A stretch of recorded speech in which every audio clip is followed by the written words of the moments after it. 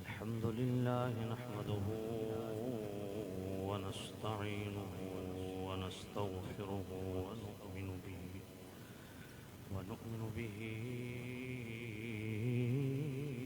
ونتوكل عليه ونعوذ بالله من شرور أنفسنا ومن سيئات أعمالنا من يهده الله فلا مضل له ومن يضلله فلا هادي له ونشهد أن سيدنا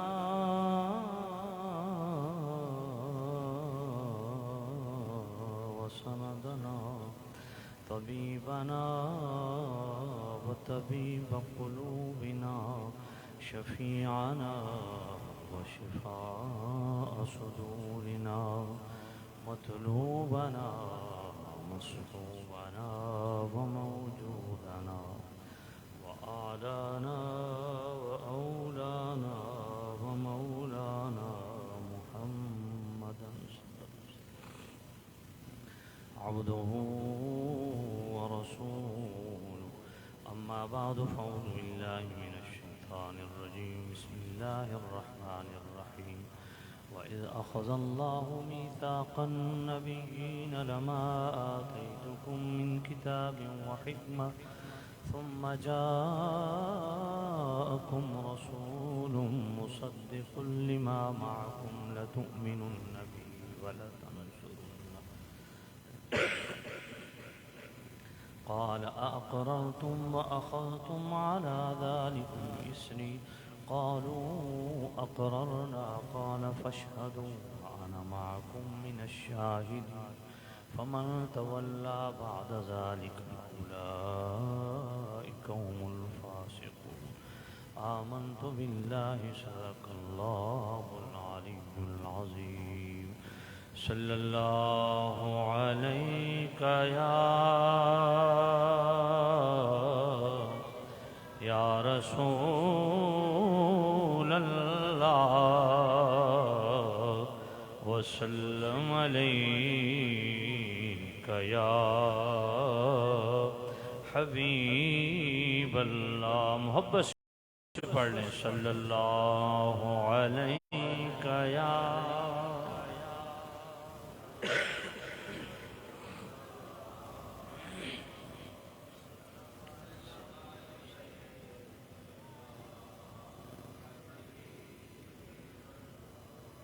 سارے نبیوں کے عہدے بڑے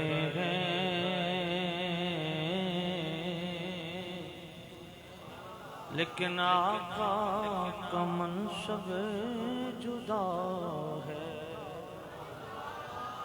سارے نبیوں کے عہدے بڑے ہیں لیکن آقا کا منصب جدا ہے. وہ امام شفیع انبیاء ہے امام صفی انبیاء ہے. ان کا رتبہ بڑوں سے بڑا کوئی لفظوں میں کیسے بتا دے.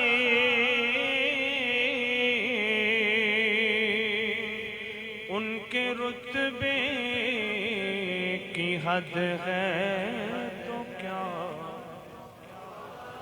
کوئی لفظوں میں کیسے بتا دے. ان کے رتبے کی حد ہے تو کیا ہے. ہم نے اپنے بڑوں سے سنا ہے ہم نے اپنے بڑوں سے سنا ہے کہ صرف اللہ ان سے بڑا. ہم نے اپنے بڑوں سے سنا ہے، ہم نے اپنے کہ صرف اللہ ان سے، وہ جو ایک شہر نور الہدا ہے، جلوہ گاہوں کا ایک سلسلہ ہے، جس کی ہر صبح شمس و ضحیٰ ہے، جس کی ہر شام بدر و دجا ہے۔ نام جنت کا تم نے سنا ہے،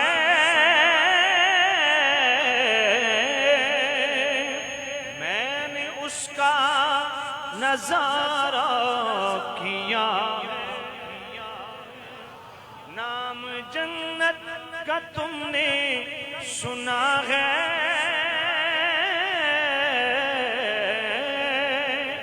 میں نے اس کا نظارہ کیا ہے، میں یہاں سے تمہیں کیا بتا دوں، میں یہاں سے تمہیں کیا بتا دوں، ان کی نگری کی گلیوں میں کیا ہے، یہاں سے میں یہاں سے تمہیں کیا بتا دوں،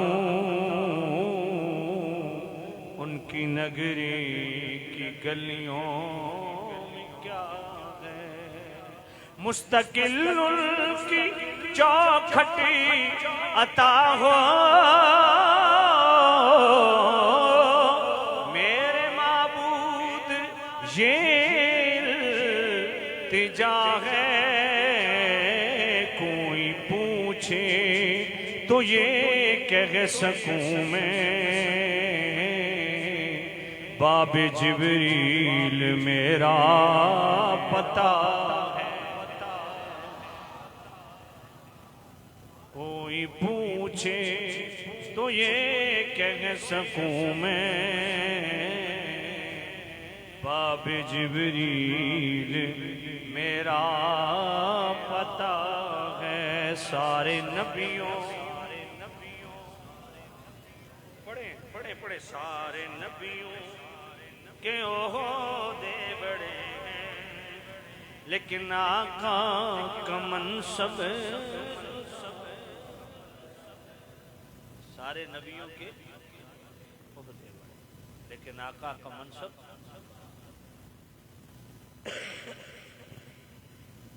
ظاہر بات ہے جو انبیاء کا مرتبہ اور مقام ہے اسے کون کون سکتا ہے، غیر نبی جن کو منصب نبوت حاصل نہ ہو، چاہے وہ صحابہ ہوں، اہل بیت ہوں، صدیق اکبر ہوں، فاروق اعظم ہوں، عثمان غنی ہوں، مولا علی ہوں، غوث ہوں، قطب ہوں، ابدال ہوں، اوتاد اربع ہوں، بدلاء سبع ہوں، نجبا ہوں، شرفا ہوں، عظما ہوں، کبرا ہوں، جو بھی ہو، جو اللہ نے نبیوں کو شان بخشی ہے وہ کسی غیر نبی کے حصے میں نہیں ہے۔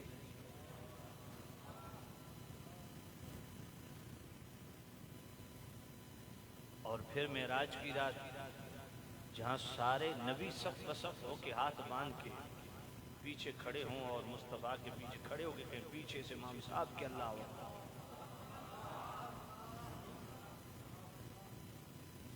اور میرے نبی سارے نبیوں کو نماز بھی پڑھائیں، امامت بھی کروائیں، اور پھر یہ بھی فرما دیں انا امام المرسلین ولا فخر، میں رسولوں کا امام ہوں، پر اس بات پہ فخر نہیں۔ حضرت علی قاری محدث کبیر مفتی الانام جنہوں نے 11 سال حرم مکہ کی امامت کی اور 11 سال حرم مکہ کی دیوار کے سائے میں بیٹھ کر رسول اللہ کی حدیث پڑھائی، کیا فرمایا؟ وہ فرماتے ہیں یہاں اس حدیث کے اندر میرے نبی نے اپنی عاجزی بیان نہیں کی ہے.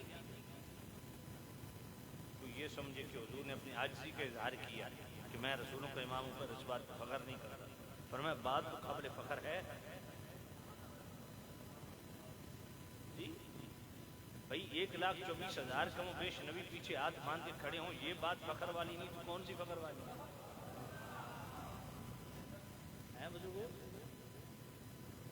وہ عیسیٰ علیہ السلام جنہوں نے جنابی والا مردے کھڑے کر دی، زندہ کر دی، وہ ہاتھ باندھ کے پیچھے کھڑے ہوں، مصطفیٰ آگے کھڑے ہوں، بات تو فخر والی ہے. وہ موسیٰ علیہ السلام جنہوں نے جناب ڈنڈا مار کے سمندر کے اندر 12 راستے بنا دیے قوم کے لیے، وہ ہاتھ باندھ کے پیچھے کھڑے ہوں، مصطفیٰ آگے کھڑے ہوں، بات تو فخر والی ہے. حضرت علی قاری فرماتے ہیں گویا میرے نبی یہ فرمانا چاہتے ہیں یہ میرے لیے مقام میں فخر نہیں ہے کہ میں رسولوں کا امام ہوں. ہاں رسولوں کو اس بات پہ فخر کرنا چاہیے کہ ان رسولوں کو اللہ نے مجھ جیسا امام عطا کیا.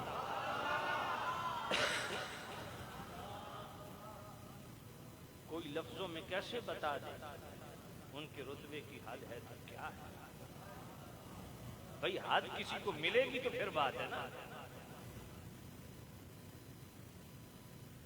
کوئی لفظوں میں کیسے بتا دے ان کے رتبے کی حد ہے تو کیا ہے بھائی. رتبے کی حد تو وہی بیان کر سکے گا نا جو حد بندی سے واقف ہو. آج تک کسی کو مصطفیٰ کریم کی کسی ایک شان کسی کو حد ملی ہے؟ حالانکہ ہے حد اللہ کے نزدیک. انسان مصطفیٰ کریم کی عظمت و شان کی حد بندی نہیں کر سکتا. یہ بات ذہن میں رکھیے. میرے کریم نبی نے خود فرمایا کہ میری حقیقت حقی جو ہے نا اس سے صدیق اکبر بھی واقف ہے، عمر و عثمان و علی بھی واقف نہیں. میری جو حقیقت حقی ہے اس سے وہی واقف ہے جس رب نے بنائی.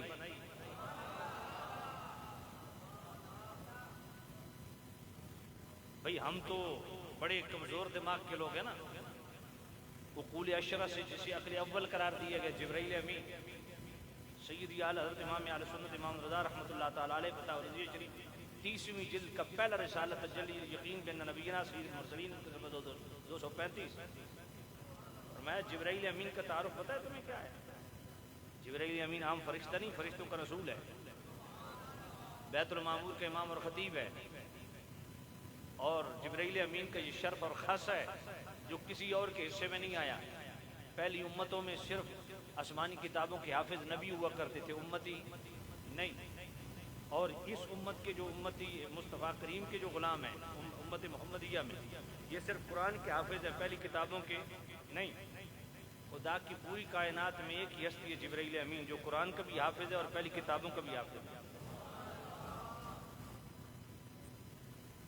کوئی حضرت آدم کا صحابی ہے، کوئی حضرت ابراہیم کا صحابی ہے، کوئی حضرت اسماعیل کا صحابی ہے، کوئی حضرت موسیٰ عیسیٰ کا صحابی ہے.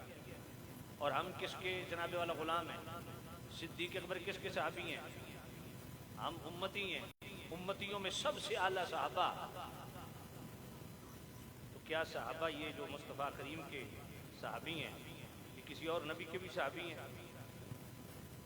جی تو جو دوسرے انبیاء کے صحابی تھے وہ مصطفیٰ کے صحابی ہیں؟ نہیں. لیکن یہ شرف اور یہ خاصہ بھی جبرائیل امین کو حاصل ہے جو 1,24,000 کم و بیش نبیوں کا صحابی تھا اور 600 پروں کا مالک ہے. روح البیان تفسیر البیان پڑھیے. امام اسماعیل حقی فرماتے ہیں میرے نبی نے فرمایا 600 پروں کا مالک ہے جبرائیل.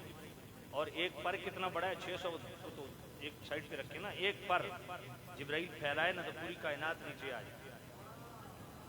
وہ جبرائیل مصطفیٰ کے سامنے بیٹھا. حضور نے پوچھا جبرائیل تو نے سارے نبیوں کا دیدار کیا ہے، شرف کو دیکھا ہے، ہمارے متعلق کیا خیال ہے؟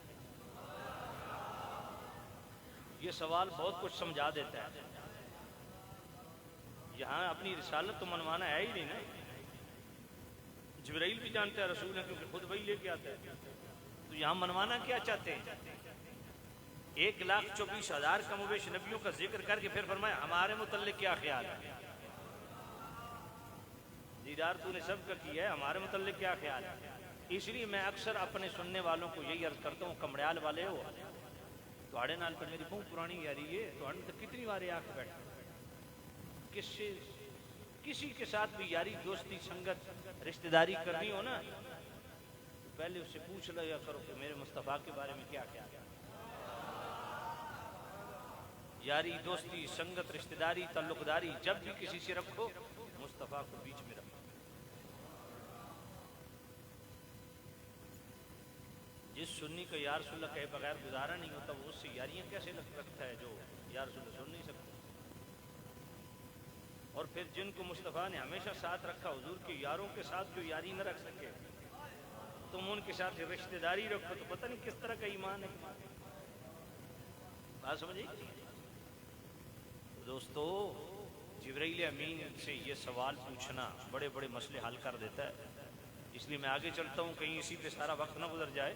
حضور نے فرمایا جبرائیل تو نے سارے نبی دیکھے ہیں دیدار کیا ہمارے متعلق کیا خیال ہے؟ جبرائیل امین نے کیا عرض کیا؟ قلبت الارض مشارقها ومغاربها. یہ نہیں کہا آپ پیغام رساں ہیں میسنجر ہیں بس اللہ کا پیغام پہنچانے آگے چلے جائیں گے بس. سمجھ آئیے اب مودودی کی فکر ہے نا کہ مصطفیٰ کریم تو ایک جو ہے وہ کیا کہتے ہیں ڈاکی ہے بس پیغام پہنچانے ہیں چلے گئے ہیں. میں نے کہا عقل سے پیدل بندے کو کیا سمجھ ہے مقام رسالت کیا ہے؟ اس سے پوچھو جس کا کوئی اللہ کے ہاں مقام ہے, جس کا مصطفیٰ کی بارگاہ میں آنا جانا ہے, اس سے پوچھو. جبرائیل میں نے کہا تم نے تو حضور کی مجلس ہی نہیں پائی. جنہوں نے مجلس پائی جنہوں نے حضور کے دیدار کیے اور وہ جبرائیل جنہوں نے جناب والا مصطفیٰ کریم کے ساتھ قرآن مجید خود دور کیا, وہ بھی حافظ یہ بھی حافظ دور کیا, جو حضور کی بارگاہ میں بیٹھے ہیں ان سے پوچھو تمہیں کیا پتا حضور کا مقام کیا ہے. جبرائیل امین نے کیا قلبت الارض مشارقها ومغاربها ولم اجد افضل من محمدی. کملی والے شرق و غرب سب دیکھا ہے, 1,24,000 کم بیش نبیوں کا دیدار بھی کیا, تیرے پایا کا نہ پایا, تجھے ایک نے ایک بنایا. حضرت جنید بغدادی رحمۃ اللہ علیہ کے پاس یہ شخص آیا, عرض کرتا ہے حضور مجھے نبی پاک کی شان و عظمت بتائیے. فرمایا میں تمہیں ترتیب سے حضور کا مقام بتاتا ہوں. فرمایا مقام عامی مومنہ را نہایت, مقام ولایت را بدایت.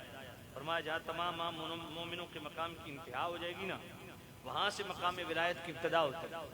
مقام ولایت را نہایت, مقام غوثیت را بدایت. جہاں عام ولیوں کے مقام کی انتہا ہو جاتی ہے وہاں سے مقام غوثیت کی ابتدا ہوتی ہے. مقام غوثیت را نہایت, مقام شہادت را بدایت. جہاں مقام غوثیت کی انتہا وہاں سے مقام شہادت کی ابتدا. مقام شہادت را نہایت, مقام صحابیت را بدایت. جہاں مقام شہادت کی انتہا وہاں سے مقام صحابیت کی بولیے مقام صحابیت را نہایت, مقام صدیقیت را بدایت. جہاں مقام صحابیت کی انتہا وہاں سے مقام صدیقیت کی, مقام صدیقیت را نہایت, مقام فردیت را بدایت. جہاں مقام صدیقیت کی انتہا ہوتی ہے وہاں سے مقام فردیت کی ابتدا ہوتی ہے. مقام فردیت پتہ ہے کس کو کہتے ہیں؟ قبل عالم پیر میر علی شاہ رحمۃ اللہ تعالی علیہ. آپ نے محی الدین ابن عربی کا دفاع کیا ہے, شیخ اکبر کا ٹائٹل دیا محی الدین ابن عربی جو وحدت الوجودیوں کے امام ہیں. قبل عالم میر علی شاہ رحمۃ اللہ علیہ سے پوچھو کہ محی الدین ابن عربی کون ہے, جن کا خود دفاع پیر میر علی شاہ رحمۃ اللہ علیہ ان کی عبارتوں کا کرتے رہے. تو محی الدین ابن عربی فتوحات مکیہ میں فرماتے ہیں ایک ہے مقام صدیقیت, ایک ہے مقام رسالت. اور میں مقام صدیقیت پہ تو صحابہ اہل بیت سب ہیں, اور مقام صدیقیت سے اوپر مقام رسالت. مقام رسالت کے قریب تر مقام ہے مقام قربت فردون جو مقام صدیقیت سے اوپر ہے مقام رسالت. فرمایا مقام قربت فردون مقام رسالت کے بیچ میں اور کوئی مقام نہیں. فرمایا اس پہ ایک ہی ہستی فائز ہے جس کو کہتے ہیں حضرت ابو بکر صدیق رضی اللہ. تو جہاں پہ مقام صدیقیت کی انتہا وہاں سے مقام فردیت کی ابتدا. مقام فردیت را نہایت, مقام نبوت را بدایت. جہاں مقام فردیت کی انتہا وہاں سے مقام نبوت کی ابتدا. مقام نبوت را نہایت, مقام رسالت را بدایت. جہاں مقام نبوت کی انتہا وہاں سے مقام رسالت کی ابتدا. مقام رسالت را نہایت, مقام اولو العزم رسولان را بدایت. جہاں رسولوں کے مقام کی انتہا ہو جاتی ہے وہاں سے اولو العزم رسولوں کے مقام کی ابتدا ہوتی ہے. مقام اولو العزم رسولان را نہایت, مقام مصطفیٰ را. جہاں اولو العزم رسولوں کے مقام کی انتہا ہو جاتی وہاں سے مقام مصطفیٰ کی ابتدا ہوتی اور مقام مصطفیٰ را نہایت نیست اور مقام مصطفیٰ کی انتہا ہے ہی نہیں. اسی لیے تو ہم کہتے ہیں شعور و عقل و خرد کے دامن شعور و عقل و خرد کے دعوے جہاں میں بے سود ہیں یہ سارے نہ چھو سکیں ان بلندیوں کو نہ چھو سکیں ان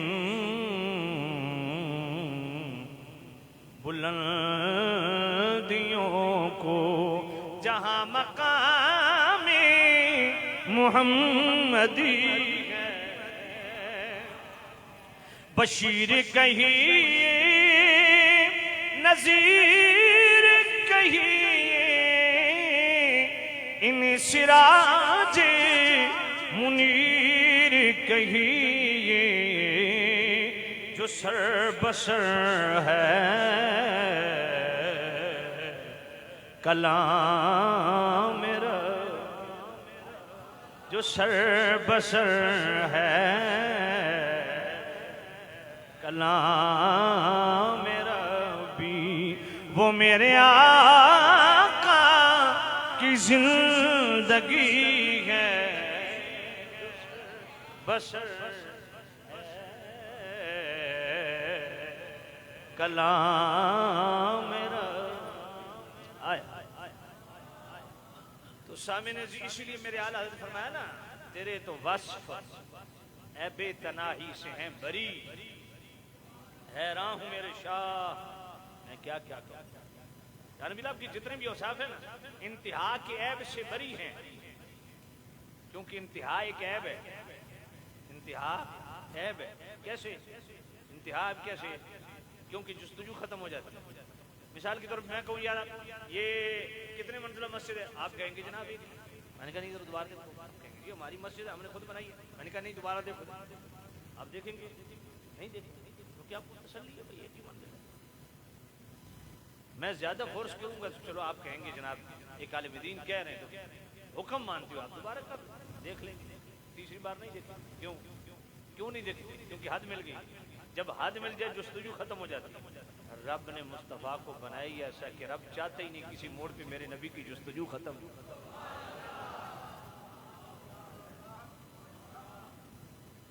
اب یہاں کافی بزرگ بیٹھے ہیں ماشاءاللہ یہ بزرگ سفید داڑھی والے بیٹھے ہیں وہ بزرگ بیٹھے ہیں یہ بزرگ بیٹھے ہیں وہ بزرگ بیٹھے ہیں یہ بزرگ بیٹھے ہیں اب ان سے پوچھو وہ ماشاءاللہ ماسٹر صاحب منہ چھپا کے بیٹھے ہیں جی وہ بھی بزرگ ہیں ہمارے لیے تو میں پوچھ رہا تھا رستے میں میں نے کہا ماسٹر صاحب نے آج رابطہ نہیں کیا تو یہ بزرگ جو بیٹھے ہیں ان سے پوچھو اس سردی میں بستر میں ہونا چاہیے آپ کو یہاں کیا چیز لے آئی یہاں جستجو مصطفیٰ لے آئی آرزو مصطفیٰ لے آئی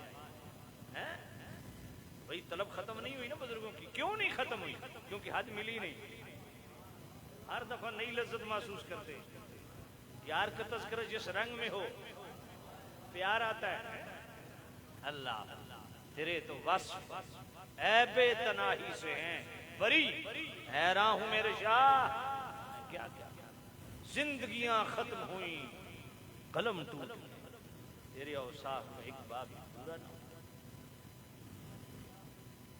لفظوں کے چکروں سے باہر آئے لفظوں میں شان رسالت نہیں سمجھ سکتے ہاں لفظ موجود ہیں اور لفظوں کی احتیاجی بھی ہے کیونکہ عقل عیار ہے 100 بیس بدل لیتی تو یہ جو جتنے ٹائٹلز ہیں نا ہمارے ہاں معروف علم غیب کی صورت میں شان رسالت نورانیت مصطفیٰ میں شان رسالت اختیارات رسول کے ٹائٹل سے شان رسالت حیات النبی کے ٹائٹل سے شان رسالت میلاد مصطفیٰ کے ٹائٹل سے شان رسالت معراج مصطفیٰ کے ٹائٹل سے شان رسالت یہ جتنے بھی ٹائٹلز ہیں نا، یہ میں سچی بات عرض کروں، یہ صرف عقل کو مطمئن کرنے کے لیے ہیں۔ شان رسالت جس سے وراء الورا ہے، اور حقیقت کیا ہے سنا دوں، حاضر و ناظر و نور و بشر و غیب کمان،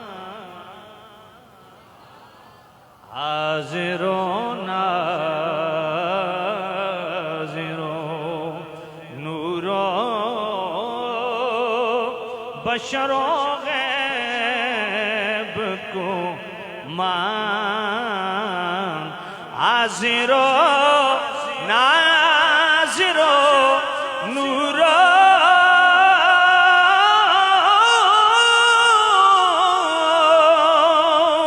بشر و غیب کمان، شکر کر وہ تیرے عیبوں کو چھپائے ہوئے ہیں لو مدینے۔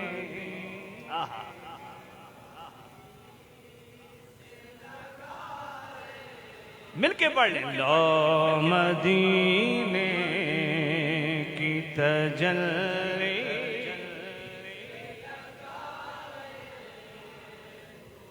ہیں، دل کو ہم مت لئے انوار،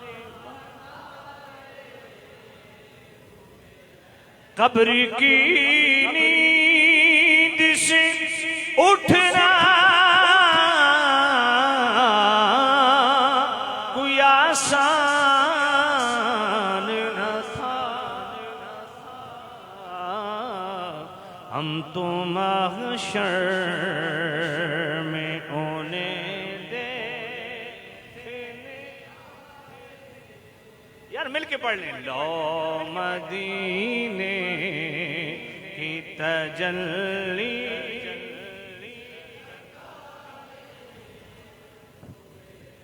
مل کے، لو مدینے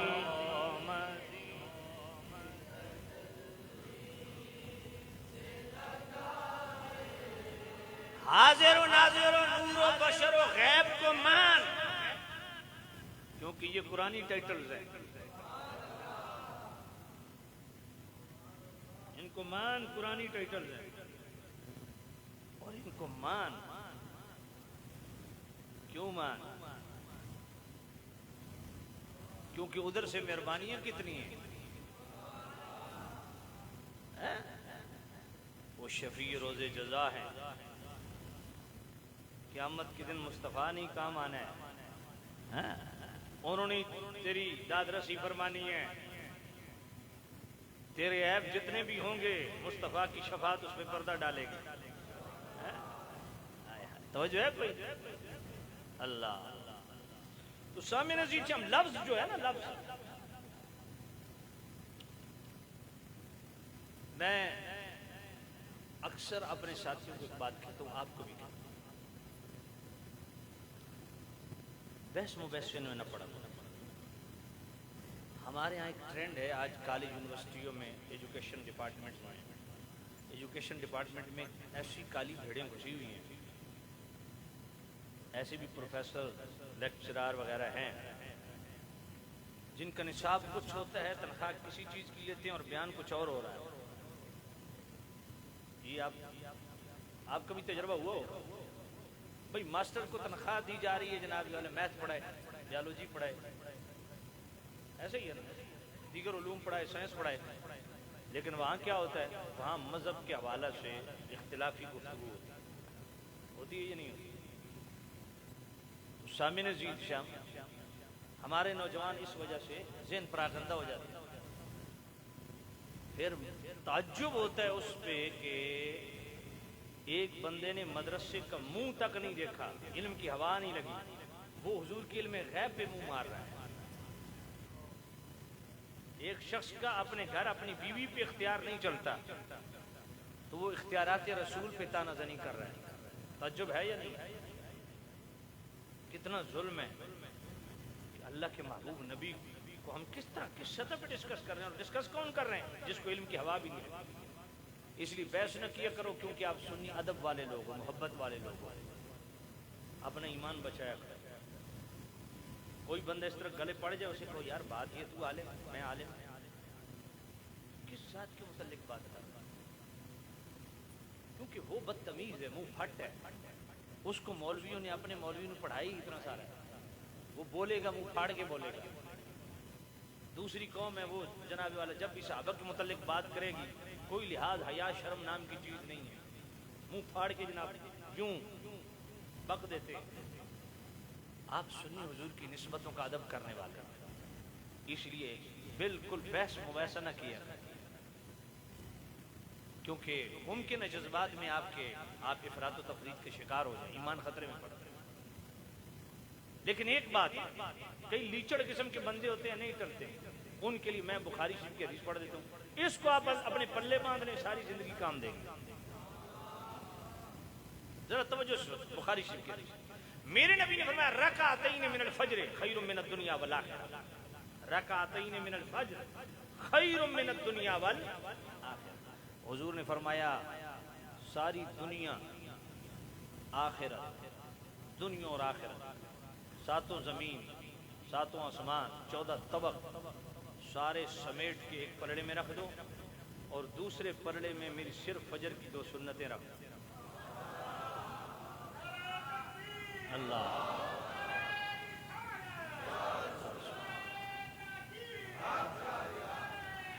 یار اب اندازہ کریں اتنی بڑی حدیث. میں کہتا ہوں مصطفیٰ کریم نے جیسے کہتے ہیں سمندر کوزے میں بند کر دیا، اس سے بڑے بھی کوئی لفظ ہو تو جچتے ہیں. رکعتین من الفجر خیر من الدنیا والآخرہ. میرے نبی نے فرمایا ساری کائنات، دنیا اور آخرت. دنیا صرف کمڑیال کی نہیں ہے، صرف دنیا یہ پاکستان نہیں ہے، یہ صرف زمین دنیا نہیں ہے. اس فضا کے اندر اللہ نے ہزاروں ایسی کہکشاں سجا رکھی ہیں جو اس دنیا سے ہزاروں گنا بڑی ہیں. ماسٹر صاحب کا سبجیکٹ ہے، وہ اسکول پڑھاتے رہے ہیں. جو جناب والا تھوڑی بہت جن کو سائنس کی سمجھ ہے وہ جانتے ہیں کہکشاں کے متعلق. ذرا پڑھو کہ اس فضا کے اندر اللہ نے کتنی کہکشاں سجا رکھی، اور ایک کہکشاں ایسی ہے جو زمین سے ہزاروں گنا بڑی ہے. زمین بہت چھوٹی ہے، بات سمجھ آئی کہ نہیں ہے؟ تو یہ ساری دنیا ہے. آپ نہیں تھے تب بھی دنیا تھی، نہیں ہوں گے تب بھی دنیا ہوگی. آدم علیہ السلام بھی ابھی تشریف نہیں لائے تھے، اس وقت بھی دنیا تھی.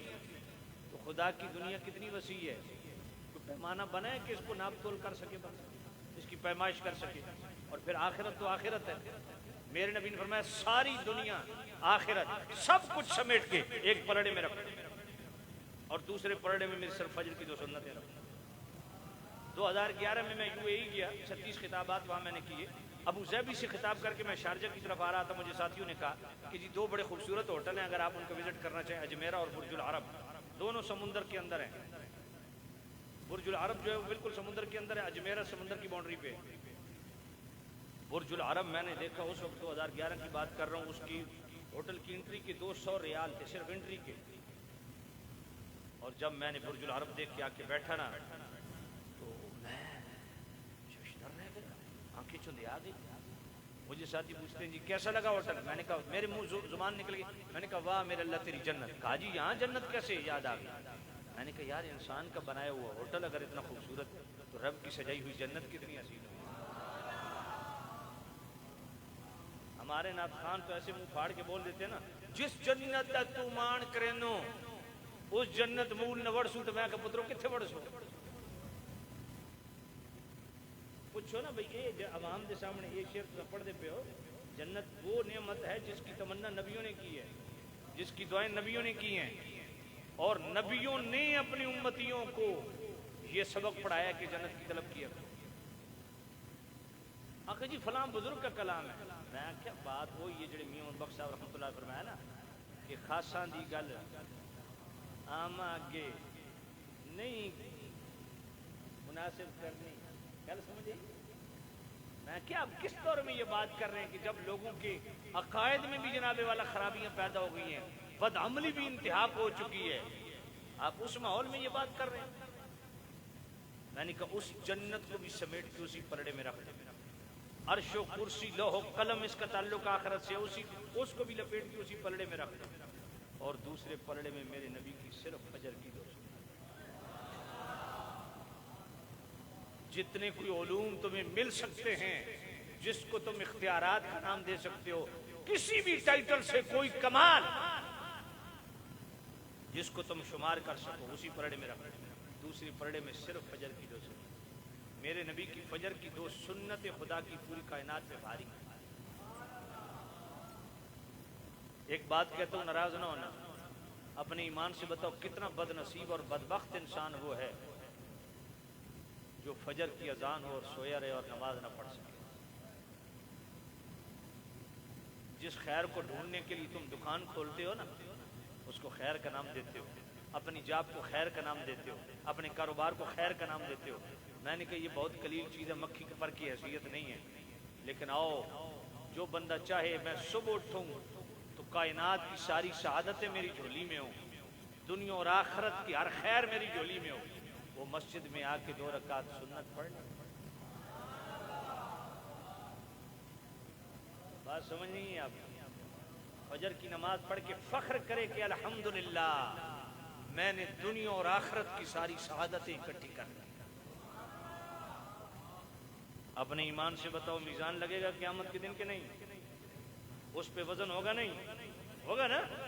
اور روزانہ تم فجر کی نماز پڑھو, 2 سنتیں بھی آ جائیں, اور وہ 2 سنتیں ساری زندگی پڑھتے بھی رہو, جب وہ میزان میں تلیں, وہ دنیا اور آخرت سے 2 سنتیں بھاری ہوں, تو وزن کہاں نکلے گا؟ یہ میرے نبی کی فجر کی 2 سنتیں ہیں. میں نے ابھی حضور کی نماز تہجد کی شان بیان نہیں کی ہے, حضور کے اوابین کے نفل ان کی شان کیا ہے وہ بیان نہیں کی ہے, حضور کی نماز اشراق کی شان کیا ہے وہ بیان نہیں, حضور کے فرائض کی شان کیا ہے, جہاد کی شان کیا ہے, حضور کا کمال علمی, کمال عملی, اختیارات, محامد و محاسن و خصائص و فضائل, ان کا تو شمار ہی نہیں. میرے نبی کی صرف فجر کی 2 سنتیں. اب یہاں چونکہ چنانچہ ویسے ہی دم توڑ دیتا ہے, لفظ ختم ہو جاتے ہیں. میں نے کہا فجر کی 2 سنتوں میں تو پھر بھی 4 سجدے ہیں بھائی.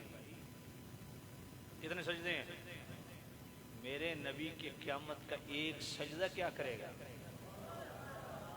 کبھی غور فرمائے.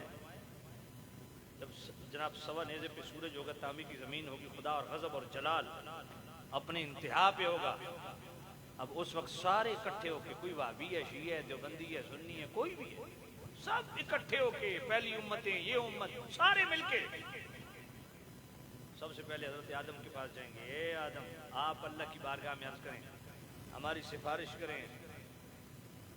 کیوں؟ میں نے کہا وہاں وَنَحْنُ أَقْرَبُ إِلَيْهِ مِنْ حَبْلِ الْوَرِيدِ بھول گیا ہے؟ وہاں اللہ شارک سے زیادہ قریب نہیں ہے, وہاں یا اللہ مدد بھول گیا ہے. کوئی سمجھ کوئی نہیں آئی. میں نے کہا اللہ نہیں سنتا, سنتا ہے. تو میں نے کہا سناؤ نا. تو انو گل کو پلے پئیے کہ نہیں؟ میں نے کہا شرک کی عجیب ڈیفینیشن تم نے کی ہے. بھائی شرک دنیا میں ہو تب بھی شرک ہے, آخرت میں ہو تب بھی شرک ہے. بھائی اللہ کو چھوڑ کے نبیوں کے پاس جانے کا مقصد کیا ہے؟ چھوڑا تو نہیں ہے نا, لیکن یار لوگ تمہارے پڑوسی جس طرح توحید بیان کرتے ہیں وہ اسی طرح کی بیان کرتے ہیں کہ جی اللہ تو شارک سے زیادہ قریب ہے, نبیوں کو بیچ میں رکھنے کی کیا ضرورت ہے. میں نے کہا ٹھیک ہے جی, تو قیامت کے دن اللہ تو اور بھی نیڑے, وہ تو شارک پھٹن تے آئی کھلوتی ہے. سمجھ کوئی نہیں. اب نبیوں کے دربار پہ اور ایک نبی نہیں, آدم علیہ السلام, شیس علیہ السلام, نوح علیہ السلام, سارے نبیوں کے دربار. اور وہ قیامت کا دن ایسا غضبناک دن ہوگا, کسی نبی کو بھی جرت نہیں کہ رب کی بارگاہ میں بات کرے. ہر نبی کہے گا اذهبوا الی غیری, کسی اور کے پاس جاؤ. جہاں نبیوں کو بھی مجال نہیں کہ آج اللہ سے بات کریں. بات سمجھ نہیں آئی ہے؟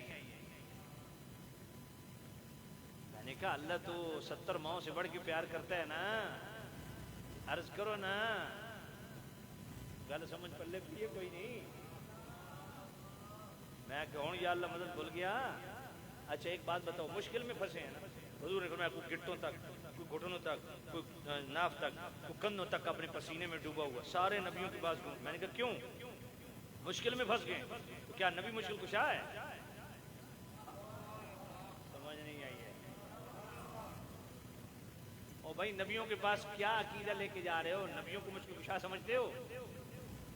حاجت روا سمجھتے ہو کہ حاجت روا اللہ، مشکل کشا اللہ؟ تو میں آخنا اللہ اتنے آخنا یا اللہ مدد. ہوں کدھر گئی ہے بات؟ سمجھ آئیے کہ نہیں آئیے؟ بات میں وزن ہو تو پھر بات کرنا، عقیدہ سمجھو. اب پھر آ کے سارے جب حضور کے دربار میں آئیں گے، حضور نہیں فرمائیں گے بولا کسی اور کو نا آنا لہا.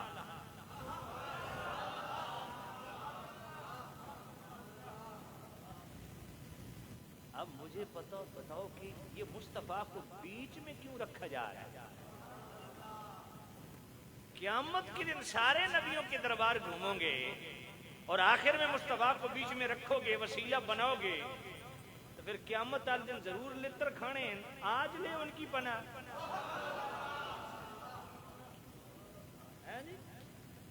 آج لے ان کی پناہ، آج مدد مانگ،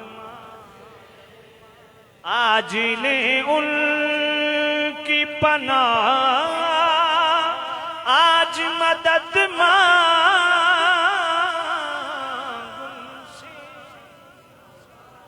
آج لے ان کی پناہ، آج مدد مانگ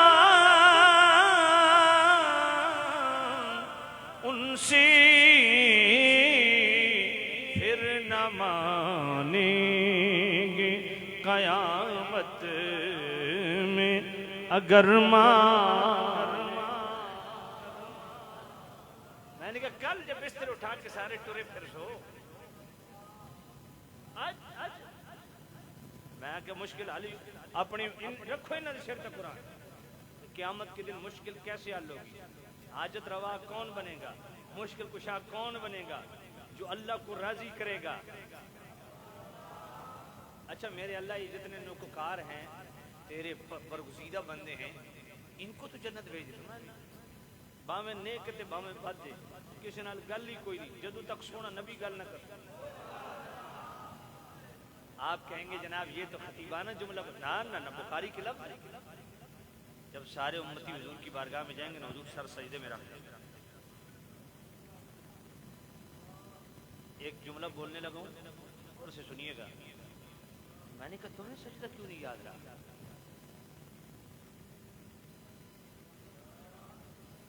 تم سجدہ کر رہو نا قیامت کے دن. ماسٹر صاحب بات ہے نا، سجدہ کرو اللہ خدا قیامت کے دن سجدہ کرو. اللہ نہیں تو وہی سجدہ جڑا اتنے گیا ختم ہو گیا.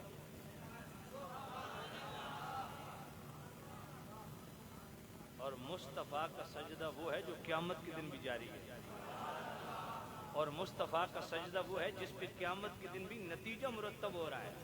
بات سمجھ نہیں آئی آپ کو؟ باقاعدہ نتیجہ مرتب ہو رہا ہے.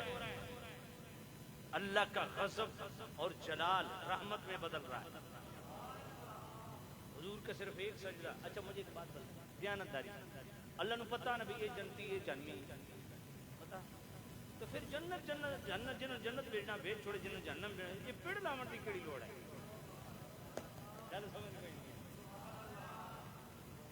کو پلے پہیے کوئی نہیں. بات یہ ہے میرا رب جانتا ہے نا یہ بدبخت ہے، یہ سعادت مند ہے، یہ جنتی ہے، یہ جہنمی ہے. پتہ ہے رب کو؟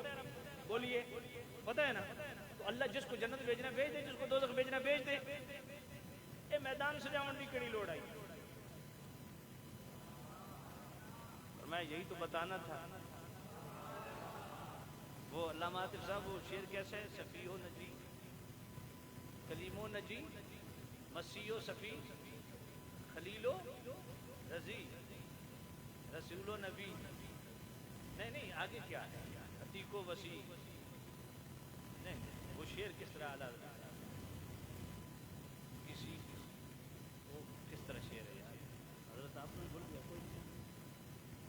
کسی کی وہ کس طرح حضرت فرماتے ہیں کہیں سے جی کہیں نہ بنی، ہاں سبھی سے کہیں کہیں نہ بنی، آگے توجہ کوئی نہیں. یہ وہ مجھے اچانک وہ یاد آ گیا، بڑا کمال کا شعر اعلیٰ حضرت سارے گئے سب نبی خلیل کے پاس بھی گئے، مسیح کے پاس بھی گئے، کلیم کے پاس بھی، کہیں نہ بنی.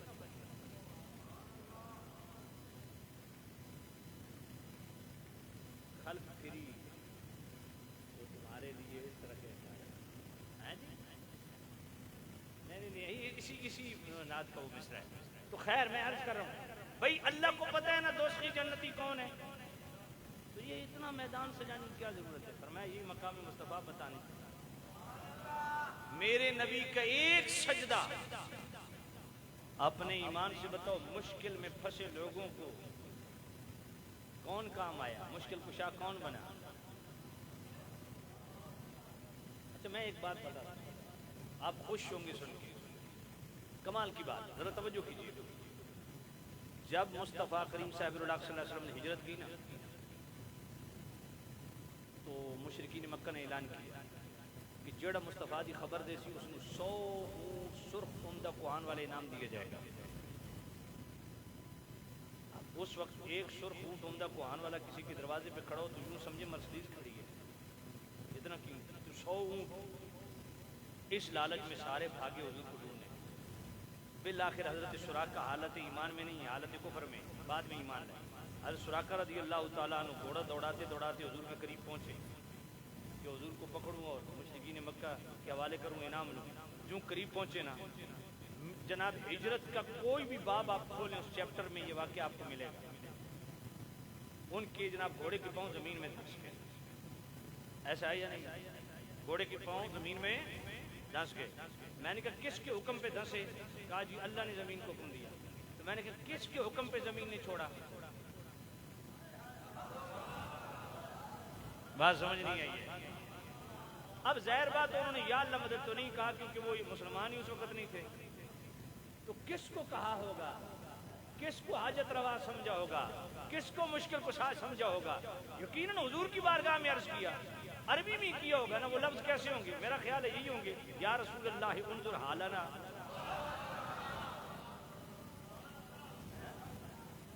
اچھا مصطفیٰ کریم کے حکم پہ زمین نے گھوڑے کو چھوڑ دیا کہ نہیں؟ چھوڑا نا. ہوں پکڑا خدا دا تے چھوڑائے محمد. ہوں ساڈا نات خان شیر پڑے تو مطلب اس کو پوچھو، ساڈے کو پوچھو نا. اللہ کے حکم پہ زمین نے پکڑا، مصطفیٰ کے حکم پہ زمین نے چھوڑا. میں تو مالک ہی کہوں گا کہ وہ مالک کی حبیب نہیں محبوب وہ مہم میں میرا تیرا. اب اللہ کے حکم پہ زمین، اچھا جو نبی کو بے اختیار سمجھتا ہے اس سے اس جانور سے پوچھو کیا زمین پہ مصطفیٰ کا اختیار چلتا ہے؟ حضور کے حکم سے زمین نے چھوڑا کہ نہیں؟ بولو اپنے ایمان سے بتاؤ کہ حالت کفر میں حضرت سراقہ بھی ایمان نہیں لائے، اس مشکل میں پھنسے تو کس کو مشکل کو سا سمجھا؟ کس کو حاجت روا سمجھا؟ جب یہ آیت نازل ہوئی نا وما ارسلناک الا رحمۃ للعالمین، اے محبوب ہم نے آپ کو تمام جانوں کے لیے رحمت بنا کے. شیطان کو جب اللہ نے اپنی بارگاہ سے نکالا نا راندے درگاہ کیا، ایک فرشتے کی اللہ نے ڈیوٹی لگائی کہ روزانہ اس کو زوردار تھپڑ مارنا ہے. 24 گھنٹے شیطان کراتا رہتا تھا، 24 گھنٹے مکمل ہوتے تھے شیطان پھر فرشتہ ٹکا کے جناب تھپڑ لیندا سی، پھر اگلے 24 گھنٹے اندر آندا سی درد نہ. جب یہ آیت نازل ہوئی نا وما ارسلناک الا رحمۃ للعالمین، سیدھا شیطان حضور کی بارگاہ میں آ گیا. کہتے ہیں یا نبی اللہ میں عالمین میں نہیں ہوں. آج لوگ ہم سے پوچھتے ہیں جی غلط بندہ وہاں جا کیسے سکتا ہے، خیر کیسے سکتا ہے؟ میں کہنا تھا ابا بھی آندہ جاندہ سمجھ کوئی نہیں آئی. شیطان بھی حضور کی بارگاہ میں گیا، کہتا ہے یا نبی اللہ میں عالمین میں نہیں ہوں. حضور نے یہ نہیں فرمایا ہاں تو عالمین میں اگلی گل کر، نہیں حضور نے فرمایا جا آج کے بعد تمہیں تھپڑ نہیں لگے گا. کمڑیال والوں جملہ میں بولنے لگا ہوں جن کا ایمان سلامت ہے ایسی سلامتی والی سبحان اللہ کہیں کہ روح راضی ہو جائے. میں نے کہا شیطان مصطفیٰ کو مشکل کشا سمجھ کے حاجت روا سمجھ کے حضور کی بارگاہ میں چلا جائے اس کی حاجت پوری ہو جاتی ہے شیطان کی, اور مسلمان مصطفیٰ کو حاجت روا سمجھ کے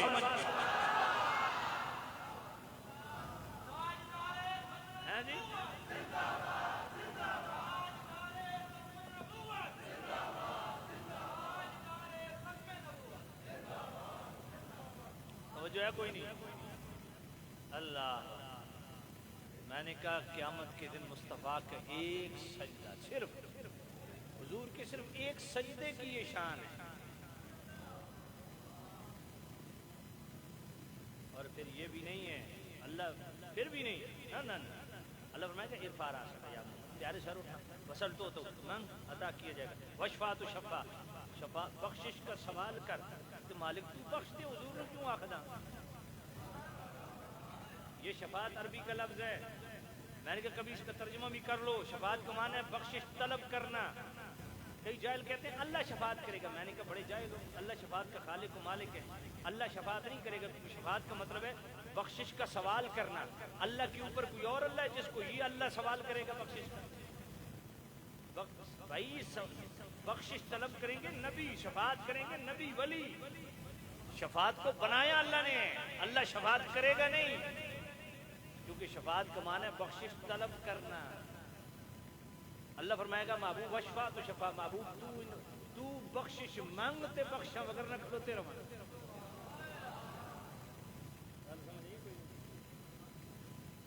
میں بطور چیلنج یہ بات کہتا ہوں جس کو بہت ناز ہو اپنے علم پہ, اپنی تبلیغ پہ, اپنے زہد و تقوی پہ, جس کے دامن میں گناہ کا دھبا کروڑویں درجے کبھی بنا ہونا, اتنا پاک اور صاف, وہ مصطفیٰ کو بیچ سے نکال کے جنت کا دروازہ کھلوا لو. تو گل سمجھ کوئی نہیں ہے, سمجھ آئیے. نیک ہو بد ہو کوئی بھی ہو, جب تک مصطفیٰ کو بیچ میں نہیں رکھو گے جنت کا دروازہ بھی نہیں کھلے. اور مصطفیٰ کا ایک سجدہ میدان حشر کا نقشہ ہی بدل دے گا. یہ شان ہے میرے مصطفیٰ, یہ عظمت ہے میرے مصطفیٰ. سبحان اللہ, سبحان اللہ. بلکہ آئیے سید اعلیٰ امام رحمۃ اللہ علیہ فتح رضویہ شریف کی جو 30ویں جلد ہے نا, اس کے ابتدا میں جو رسالہ ہے تجلی یقین بن نبینا المرسلین شان رسالت, اس میں 10 آیتیں اور 100 حدیثیں لائیں. اچھی سبحان اللہ آگ چھوڑو تو جلدی میں کم ختم کر دیتا ہوں, وگرنہ یہ سارا رسالہ میں نے یاد ہے.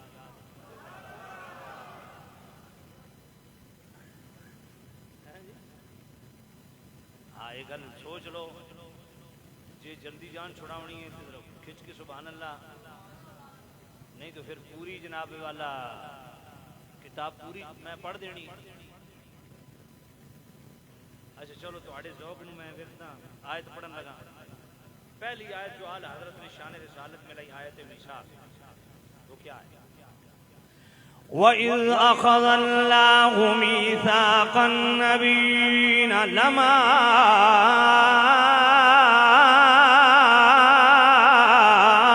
آتَيْتُكُم مِّنْ كِتَابٍ وَحِكْمَةٍ ثُمَّ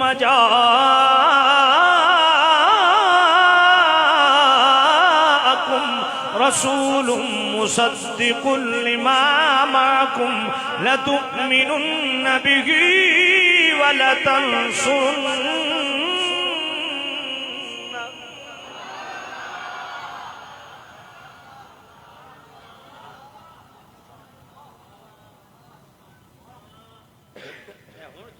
تھوڑے جی جاگے ہو, اچھا پورے نہ ہو جاگے, میں پھر آیت پڑھ رہا ہوں. جب تک تسا پورے نہیں جاگنا نہ کم اگر ٹرنا کوئی. میں پھر آیت پڑھ. وَإِذْ أَخَذَ اللَّهُ مِيثَاقَ النَّبِيِّينَ لَمَا آتَيْتُكُم مِّنْ كِتَابٍ وَحِكْمَةٍ ثُمَّ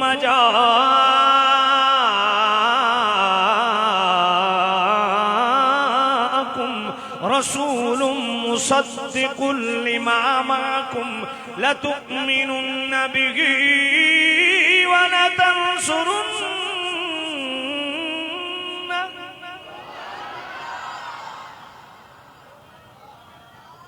سامع نزید شام میرے کریم رب نے میثاق کے روز تمام انبیاء کی ارواح کو اکٹھا کیا. میثاق کا وعدہ اس وعدے کو کہتے ہیں جس پہ حلف لیے جائیں. اس لیے امیر المؤمنین مولا المسلمین سیدنا و مولانا علی المرتضی کرم اللہ تعالی وجہ الاسنا اسی آیت میثاق کے تحت اعلیٰ حضرت مولا علی کا یہ فرمان لاتے ہیں.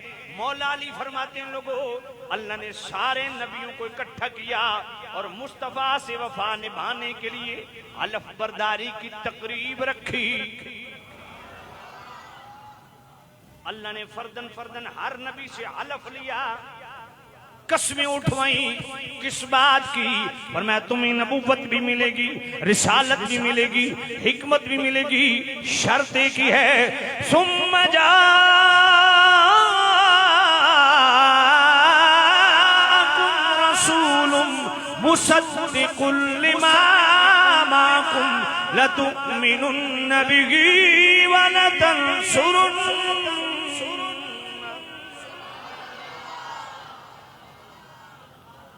جب آخر الزمان نبی تشریف لے آئیں لَتُؤْمِنُنَّ بِهِ, پھر اپنا کلمہ لوگوں کو نہیں پڑھوانا, اپنوں کو بھی مصطفیٰ کا غلام بنانا ہے.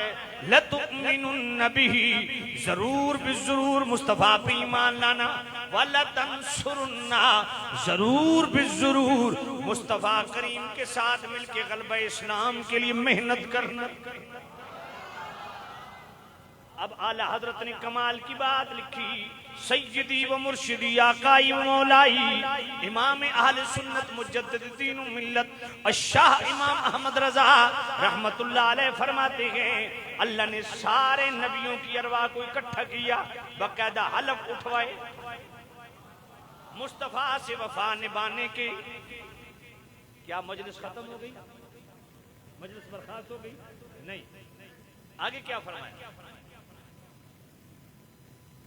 قال اقررتم واخذتم على ذلكم اسری. اللہ نے فرمایا کیوں نبیو تم نے اقرار کیا کہ نہیں, اور میری طرف سے اس بھاری ذمے کو موصول کیا کہ نہیں, وصول کیا کہ نہیں, بھاری ذمہ لیا کہ نہیں.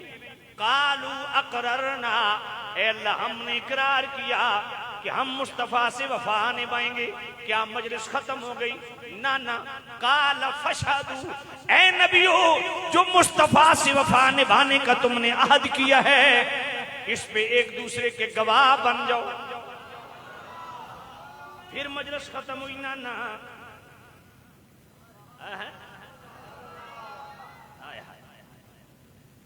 فرمایا میں بھی گواہوں میں شامل.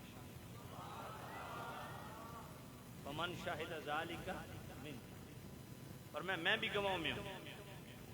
اب اعلیٰ حضرت فرماتے ہیں قرآن مجید میں اتنا نازک مقام کہیں بھی نہیں ہے. بڑے سے بڑا فلسفی لے آؤ, قادر الکلام لے آؤ, بڑا علامہ فہامہ لے آؤ, محقق ہو, جناب والا محدث و مفسر ہو, مورخ و نقاد, جو مرضی لے آؤ, یہاں پہ آ کے بس ہو جاتی ہے, لفظ ساتھ چھوڑ دیتے. کیسے؟ اللہ نے فرمایا نبیوں سے قسمیں بھی لی, اقرار بھی کروائے, گواہ بھی ایک دوسرے کا بنایا, اور خود گواہوں میں شامل ہو کے پھر فرمایا من شاہد ذالک منکم, پھر فرمایا من تولا بعد ذالک. نبیوں یہ بات یاد رکھنا, اس کے بعد جو مصطفیٰ سے وفا نبھانے کا جو تم نے عہد کیا جو پھرے گا,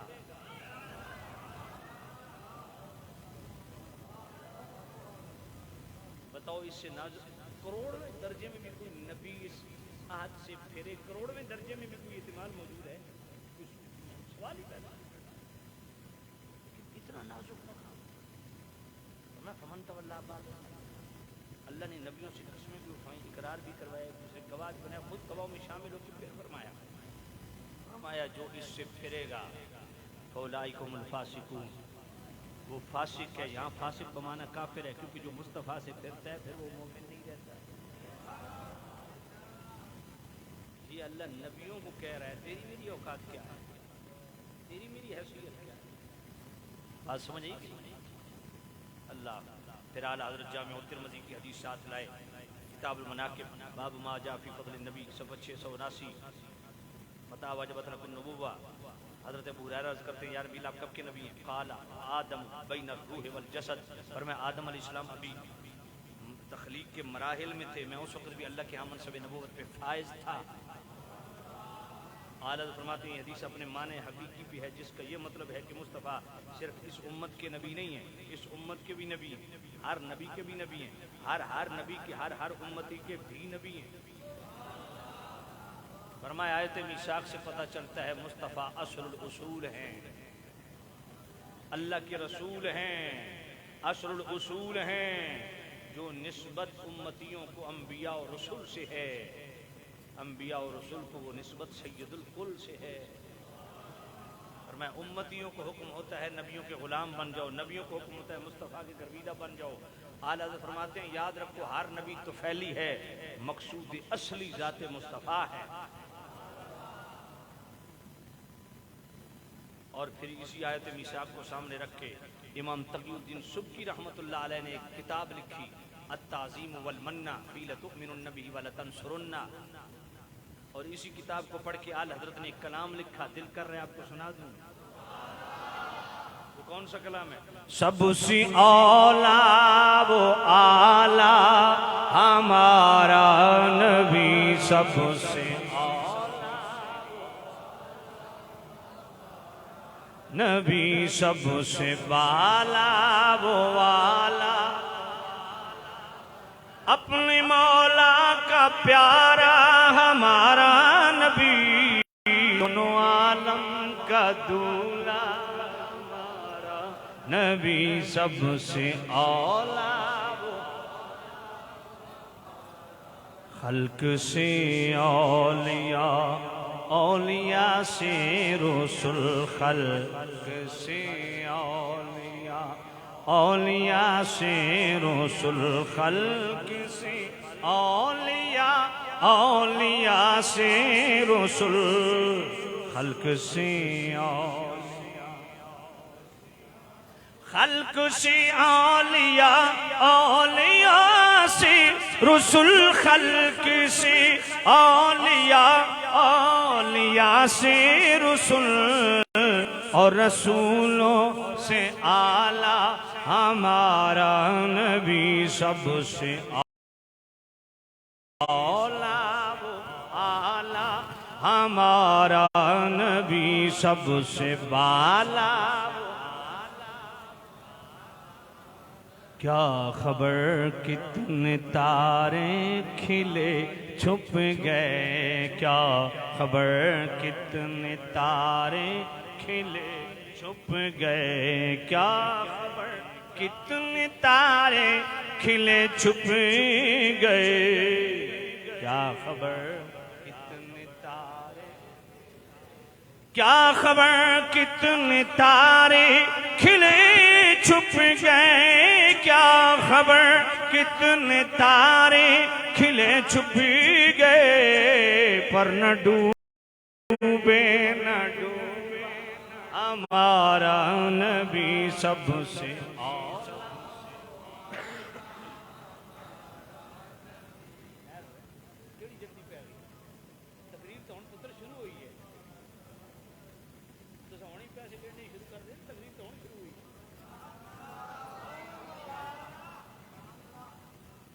جو ہے کوئی نہیں، اللہ سب سے اولا نبی، سب سے بالا وہ غمزدوں کو رضا مجھتا دیجے کہ ہے، غمزدوں کو رضا، غمزدوں کو رضا مجھتا دیجے کہ ہے، غمزدوں کو رضا مجھتا دیجے کہ ہے، بے کسوں کا سہارا ہمارا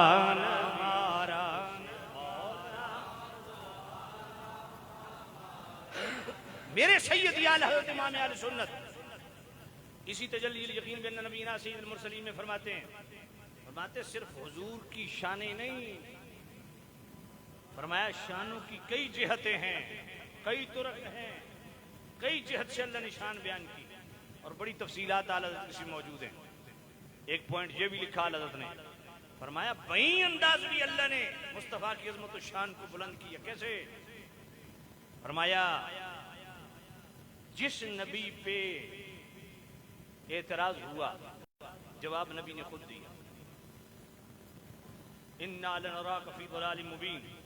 نوح علیہ السلام کو قوم نے کہا ہم آپ کو کھلی گمراہی میں سمجھتے ہیں۔ قال یا قوم لی سبی دلالۃ ولکنی رسول من رب العالمین۔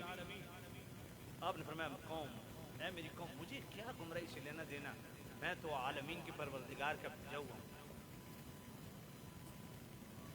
یہ اس بہت ساری اعلیٰ حضرت نے مثالیں دی اسی رسالے کی۔ اور پھر اعلیٰ حضرت فرماتے ہیں کہ دیکھو جس نبی پہ اعتراض ہوا گواہی نبی نے خود دی۔ یوسف علیہ السلام پہ اعتراض ہوا بچے نے گواہی دی، حضرت مریم پر اعتراض ہوا پنگوڑے میں خود حضرت عیسیٰ بولے، ہے کہ نہیں ہے؟ جس نبی پہ اعتراض ہوا جواب رب نے نہیں دیا۔ لیکن مصطفیٰ کی شان یہ ہے کہ جس نے مصطفیٰ پہ اعتراض کیا مصطفیٰ نہیں بولے، خود رب بولا۔ جب میرے نبی کے شہزادے حضرت ابراہیم، حضور کے 3 بیٹے تھے، حضرت قاسم، حضرت عبداللہ، حضرت ابراہیم، جب آخری بیٹے حضرت ابراہیم جب آپ فوت ہوئے رضی اللہ تعالیٰ عنہ تو آس بن وائل نے آپ کو نسل بریدہ کہا کہ آپ کی نسل ختم ہوگی۔ اللہ نے انا اعطیناک الکوثر، جواب رب نے خود دیا۔ ابو لہب نے زبان درازی کی، اللہ نے اس کی مذمت میں پوری سورہ لہب نازل کر دی۔ مشرکین مکہ نے کہا لست مرسلا، حضور کی رسالت سے انکار کیا۔ رب نے فرمایا یاسین والقرآن الحکیم انک لمن المرسلین۔ ولید بن مغیرہ نے صرف حضور کو مجنوں کہا کہ رب گھر تک سارے پردے کھول دیتے۔ مصطفیٰ پہ جب اعتراض ہوا جواب رب نے دیا۔ پر اعلیٰ حضرت فرماتے ہیں اس سے اگلی بات اعلیٰ حضرت فرماتے ہیں جس نبی پہ اعتراض ہوا جواب خود نبی نے دیا۔ مصطفیٰ پہ اعتراض ہوا جواب رب نے دیا۔ فرمایا اس سے اگلی بات یہ ہے کہ مصطفیٰ کی نسبتوں کو ٹارگٹ کیا گیا تب بھی جواب رب نے دیا۔ کیسے؟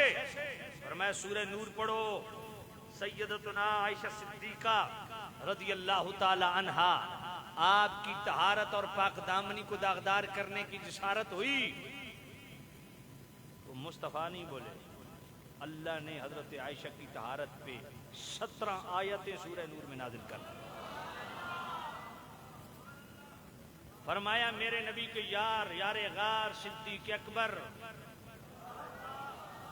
جب ان پہ اعتراض ہوا جواب کس نے دیا؟ رب نے دیا۔ فرمایا صدیق اکبر کی ذات پہ نہیں، صدیق اکبر پہ کے مال پہ اعتراض ہوا تو جواب اللہ نے دیا۔ اگر وہ آیت اگر آپ اجازت دیں تو پڑھ دوں۔ وَسَيُجَنَّبُهَا الْأَتْقَى الَّذِي يُؤْتِي مَالَهُ يَتَزَكَّىٰ وَمَا لِأَحَدٍ عِندَهُ مِن نِّعْمَةٍ تُجْزَىٰ إِلَّا ابْتِغَاءَ وَجْهِ رَبِّهِ الْأَعْلَىٰ وَلَسَوْفَ يَرْضَىٰ۔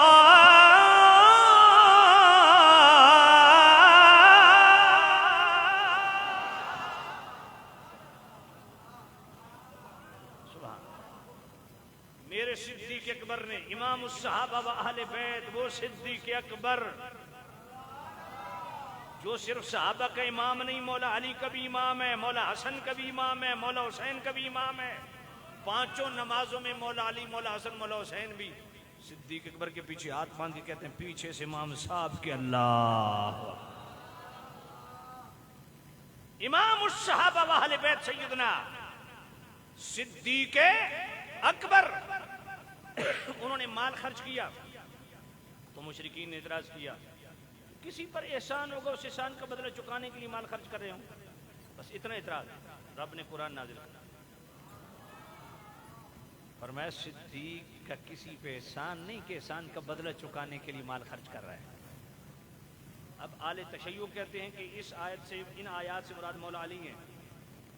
اہل سنت کا عقیدہ ہے کہ صدیق اکبر ہیں. اور میں یہ بات بطور چیلنج کہتا ہوں اہل سنت کا مقدمہ بڑا مضبوط ہے. کیسے بھئی اگر تو ہوتا نا الذی یؤتی مالہ یتزکا کہ دوزخ سے بہت دور رکھا جائے گا جو اللہ کے راستے میں مال خرچ کرتا ہے کہ پاک ہو جائے. اہل تشیع کہتے ہیں مولا علی مراد ہیں. دلیل کہا جی دیکھو اللہ قرآن میں فرماتا ہے انما ولیکم اللہ ورسولہ والذین آمنوا الذین یقیمون الصلاۃ ویؤتون الزکاۃ وہم راکعون. وہ رکوع کی حالت میں انہوں نے انگوٹھی دی نا سائل کو تو کہا انہوں نے مال دیا, اسی مال کے ادھر ذکر ہے. کبھی بھی نہیں ہو سکتا. کیسے وہاں مولا علی مراد ہیں, یہاں صدیق اکبر مراد ہیں. صدیق اکبر وجہ کیا ہے؟ وجہ یہ ہے کہ اگلے آیت نے فرق پیدا کر دیا کہ اس سے مراد کون ہے. مال تو سب دینے والے ہیں, مالک وہ خاص کون ہے جس کے متعلق یہ آیت نازل ہو رہی ہے. فرمایا وَمَا لِأَحَدٍ عِندَهُ مِن نِعْمَةٍ تُجْزَىٰ, وہ ہے جس پر کسی کا بھی احسان نہیں کہ احسان کا بدلہ چکانے کے لیے مال دے رہا ہو. یہاں احسان سے مراد دنیاوی احسان ہے, دینی احسان نہیں ہے. دنیاوی احسان, اس پر کسی کا دنیاوی اعتبار سے احسان نہیں ہے کہ اس احسان کا بدلہ چکانے کے لیے مال دے رہا ہے. وہ اللہ کی رضا کے لیے دے رہا ہے.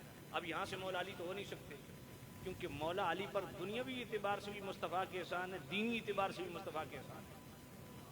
بھائی دیکھو مولا علی کی پرورش کس نے کی؟ نبی پاک نے کی نا. تو مولا علی پر دنیاوی اعتبار سے بھی مصطفیٰ کے احسان ہے اور دینی اعتبار سے بھی مصطفیٰ کے احسان ہے. اور صدیق اکبر وہ ہیں جن کے متعلق میرے نبی نے فرمایا کہ جتنے احسان صدیق نے مجھ پہ کیے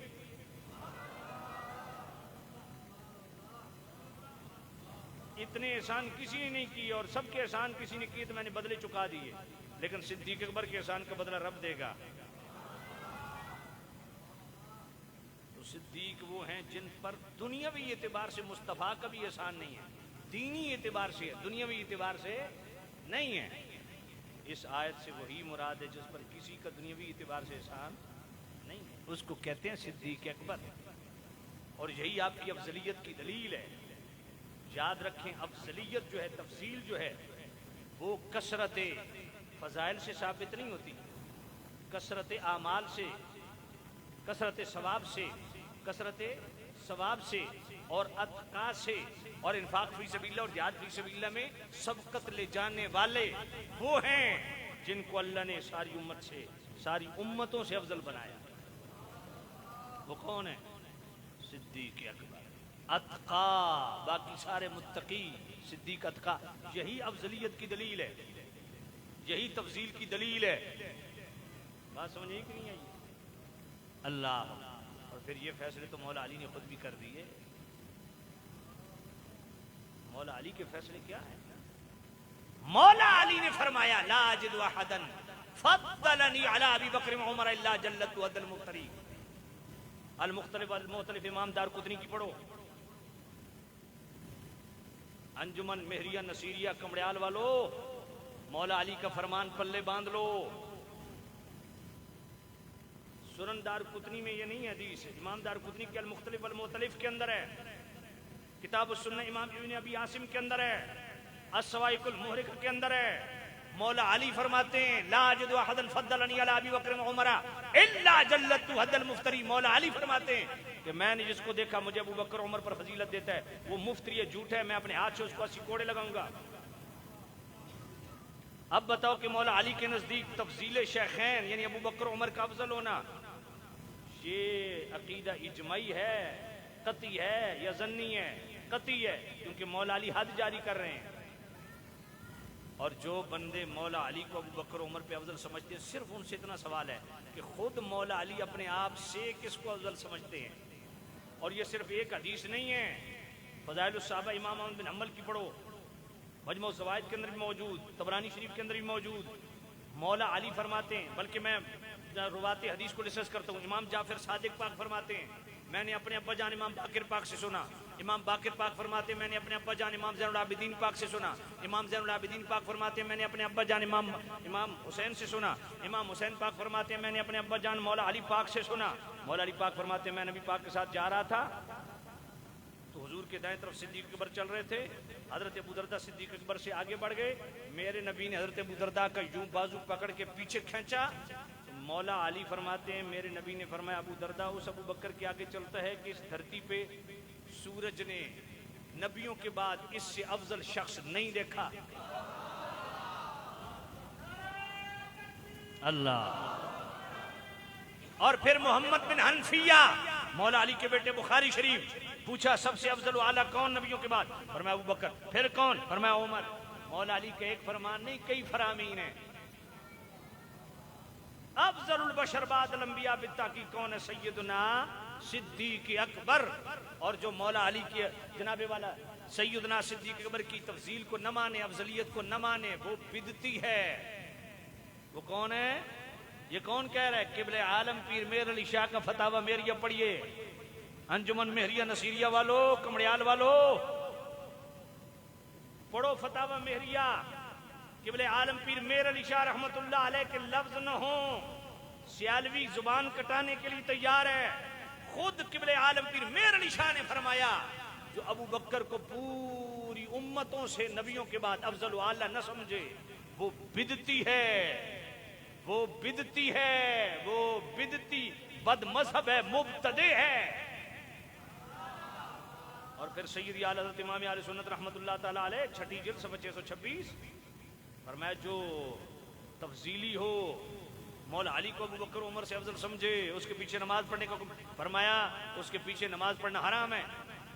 تو ایسے امام کے پیچھے نماز پڑھے اس کی نمازیں لوٹانا واجب الادا ہے. نمازیں لوٹائے. اور 8ویں جلد صفحہ 72 پہ لکھا کہ جو مسجد میں تفضیلیت پھیلائے مولا علی کو ساری امت سے افضل بتائے اعلیٰ حضرت فرماتے ہیں ایسے شخص کو مسجد سے روکنا واجب ہے. جی ہم اس کو کافر نہیں کہتے لیکن بدعتی ضرور کہتے ہیں. ہم نہیں کہتے قبلہ عالم پیر میر علی شاہ کہتے ہیں. بات سمجھ آئی کہ نہیں آئی؟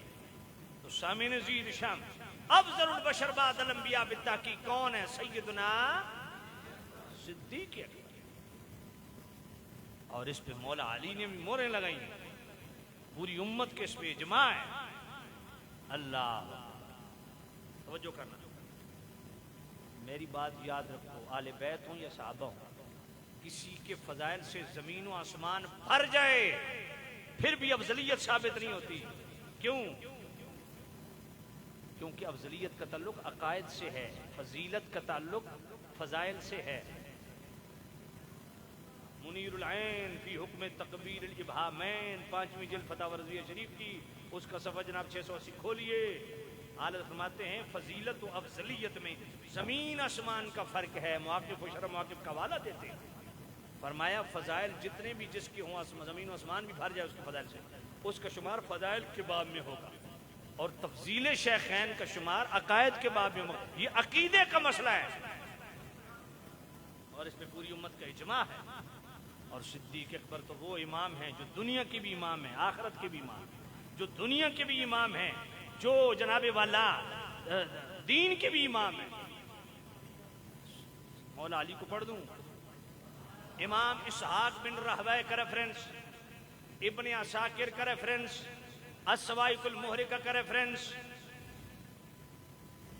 مولا علی کا دور خلافت. ابن قوا نے پوچھا مولا علی سے دو بندوں نے پوچھا اے علی یہ ابو بکر کیسے خلیفہ بن گئے؟ تو مولا علی نے خلیفہ تو آپ کو ہونا چاہیے خلیفہ بلا فضل تو آپ ہیں ابو بکر کیسے خلیفہ بن گئے؟ تو مولا علی نے فرمایا بل رأی رأیتہ ہم نے مشاورت سے ابو بکر کو خلیفہ بنایا. آگے مولا علی نے کیا فرمایا؟ مولا علی فرماتے ہیں تمہارا یہ کہنا کہ مجھے خلیفہ ہونا چاہیے تھا ابو بکر کیسے بن گئے؟ تو مولا علی نے فرمایا یہ بات توجہ سے سنیے گا. مولا علی نے فرمایا بتاؤ جب میرے نبی بتقاض بشریت طبیعت بوجھل تھی مسجد میں تشریف نہیں لے جا رہے تھے تو اذان ہوتی تھی؟ جی ہوتی تھی. میں حضور کے پاس ہوتا تھا؟ جی مولا علی ہوتے تھے. فرمایا جب میں نبی پاک کے پاس ہوتا تھا حضور مجھے تو نہیں کہتے تھے نماز پڑھاؤ. فرماتے مرو ابا بکر فلیصلی بالناس ابو بکر کو کہو نماز پڑھائے. خود مولا علی فرماتے ایک بی بی نے ابو بکر سے معاملہ پھیرنا چاہا، یہاں مولا علی نے وہ ذکر نہیں کیا وہ کون سی بیوی ہے، لیکن وہ حدیث بخاری میں ہے، وہ حدیث بخاری میں حضرت عائشہ صدیقہ نے عرض کیا یا نبی اللہ میرے بابو بکر بڑے نرم دل ہیں، آپ کی عدم موجودگی میں نماز نہیں پڑھا سکتے۔ پھر ام المومنین ام حفصہ نے عرض کی یا نبی اللہ کسی اور کو کہہ دیں ابو بکر کا بڑا دل نرم ہے، آپ کی عدم موجودگی میں نماز نہیں پڑھا سکیں گے۔ اب ذرا دل پہ ہاتھ رکھ کے ذرا سوچنا، اور میں یہ بخاری شریف پڑھنے لگا ہوں۔ میرے نبی نے فرمایا عائشہ میں نے علی کے متعلق رب کی بارگاہ میں 3 دفعہ عرض کی کہ علی کو مصلی پہ کھڑا کر دوں، اللہ نے فرمایا ابو بکر کے ہوتے ہوئے کوئی مصلی پہ نہیں کھڑا ہوتا۔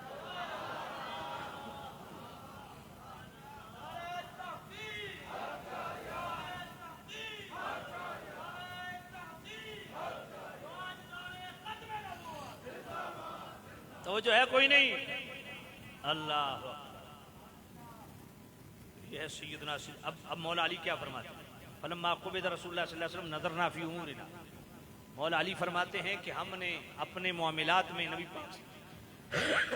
پاک صاحب اللہ صلی اللہ علیہ وسلم کے خطب فرمانے کے بعد ہم نے اپنے معاملات میں غور و فکر کیا کہ ہم میں کون ہے جو حضور کے بعد حضور کا نائب جانشین خلیفہ بلا فاصل بن سکتا ہے۔ مولا علی فرماتے ہیں ہم نے جب اپنے امور میں غور کیا نا فاخترنا لدنیانا من رضیہ رسول اللہ صلی اللہ علیہ وسلم نظرنا فی امور فاخترنا لدنیانا من رضیہ رسول اللہ صلی اللہ علیہ وسلم لدیننا۔ مولا علی فرماتے ہیں اس ابو بکر کو ہم نے اپنی دنیا کی امامت کے لیے چن لیا جس ابو بکر کو نبی پاک نے اپنی ظاہری زندگی میں ہمارے دین کی امامت کے لیے چن لیا تھا۔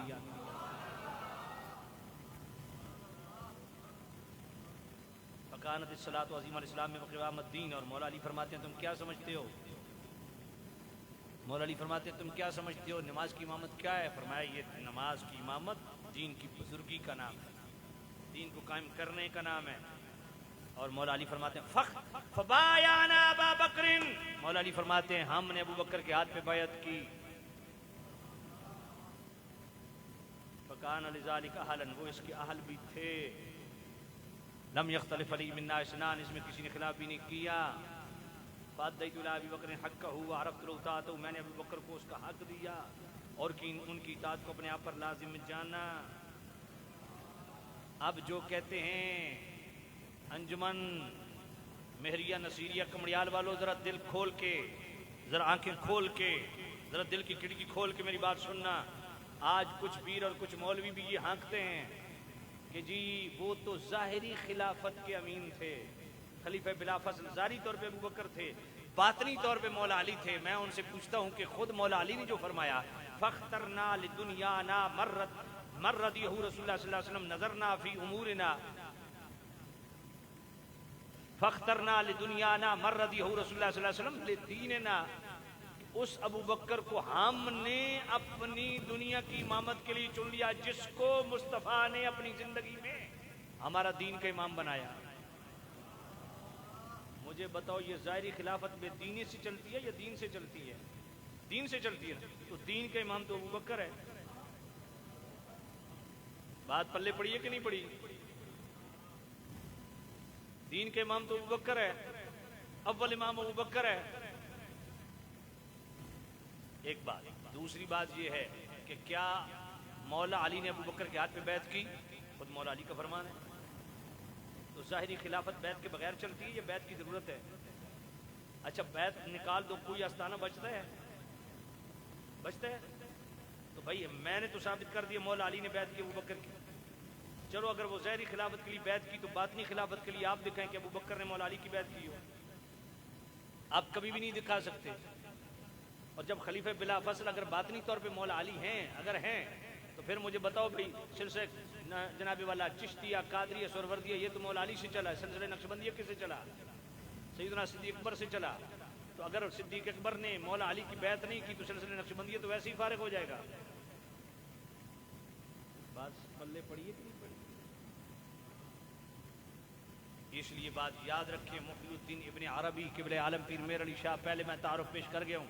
محی الدین ابن عربی فتوحات مکیہ کے 73ویں باب میں لکھتے ہیں کہ کچھ اللہ کے وہ بندے ہیں جن کو اللہ نے ظاہری خلافت سے بھی نوازا، باطنی خلافت سے بھی نوازا. ان میں پہلا نمبر ابو بکر کا ہے، پھر عمر کا ہے، پھر عثمان کا ہے، پھر علی کا ہے، پھر حسن کا ہے، پھر عمر بن عبدالعزیز کا ہے، معاویہ بن یزید کا ہے. یہ کون لکھ رہا ہے؟